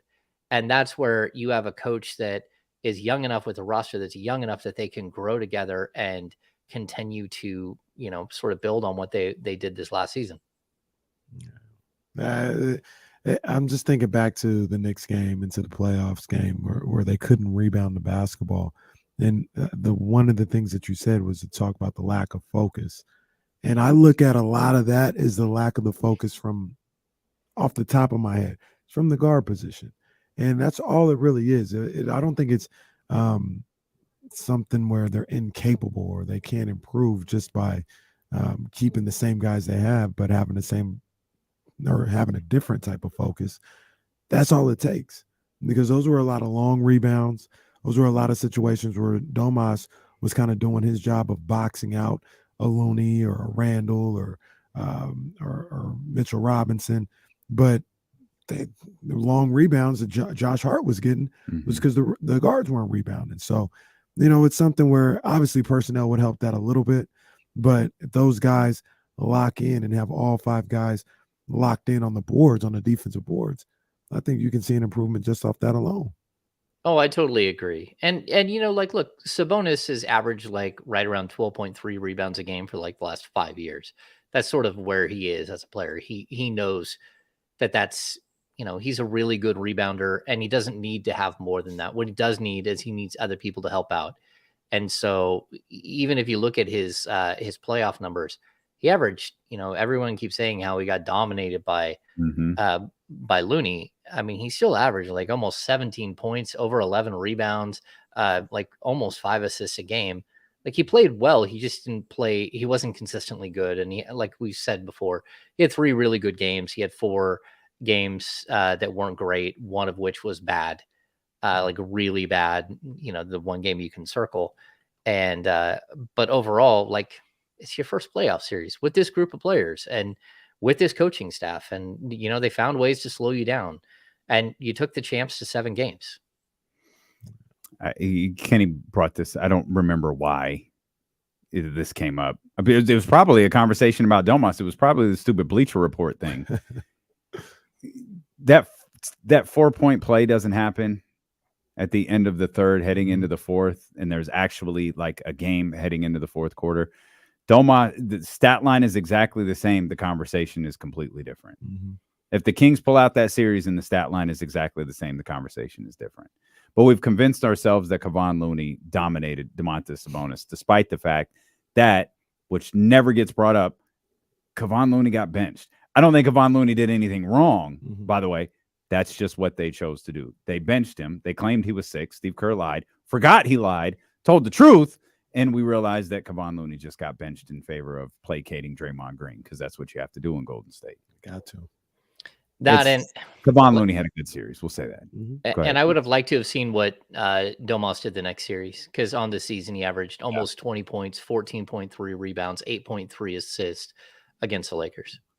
The Chatty House has messed everything up for everybody, so we're just shutting the show down and we're going home. If you're listening on 1320 AM, the Odyssey app, the TuneIn app, you want more D-Lo and KC? No worries. We're running that Trysta interview back, right? Jesse? Oh, yeah. If you missed the Trysta Thompson, if you missed the birth of Trysta Thompson, stick around. We'll run it back next on Sacramento Sports Leader, ESPN 1320. Vamos gigantes. You're all on punishment. Just, it's like crazy. It's There's like some wild, yeah. It's like the substitute teacher was here, and y'all were just acting up for like 2 hours. If you're arguing in the chat, you're in too deep. You need to take a step back. What is wrong with you guys? Lizzo, Macklemore, like Stanford. Did Aldrin J get timed out? Like, what the hell is going on? Some wild stuff. Man. This is crazy. All of you, go home and think about what you've done. Any hits on tomorrow's announcement? Yes. We'll make it. Oh, there you go. Yes. We'll make it. Hey, is it? I was thinking about this last night before we go. This is really is random. I was finishing the game here. What game? The WNBA game. Are the Liberty and the Sparks the only 2 original teams still around? Like day one? Mm-hmm. I'd have to like look at it. Probably because Sparks, Charlotte, the Sun came later. Sacramento. I think Cleveland's Houston, in there. Cleveland. Rockers, I think they were. There was a Utah in there, I think. Utah was in there. Stars. Well, that was Margot Diedick, right? Yeah, Margot eventually went to Connecticut. I thought she started though with the Utah Jazz. Utah. The Utah Stars. Yeah, and then Dave Garcia. He's saying Margaret. I don't think they were original because there was only 8 teams, wasn't there? I don't think Phoenix was an original 8. No, Phoenix? They were. They actually were. I don't remember. They had the little point guard from Australia. They were an original 8.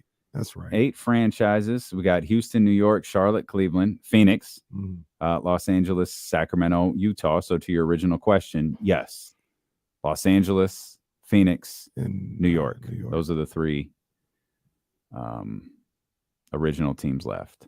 Yeah, David Sacramento's Garcia, you were gone. right. Utah moved to San Antonio and then moved again.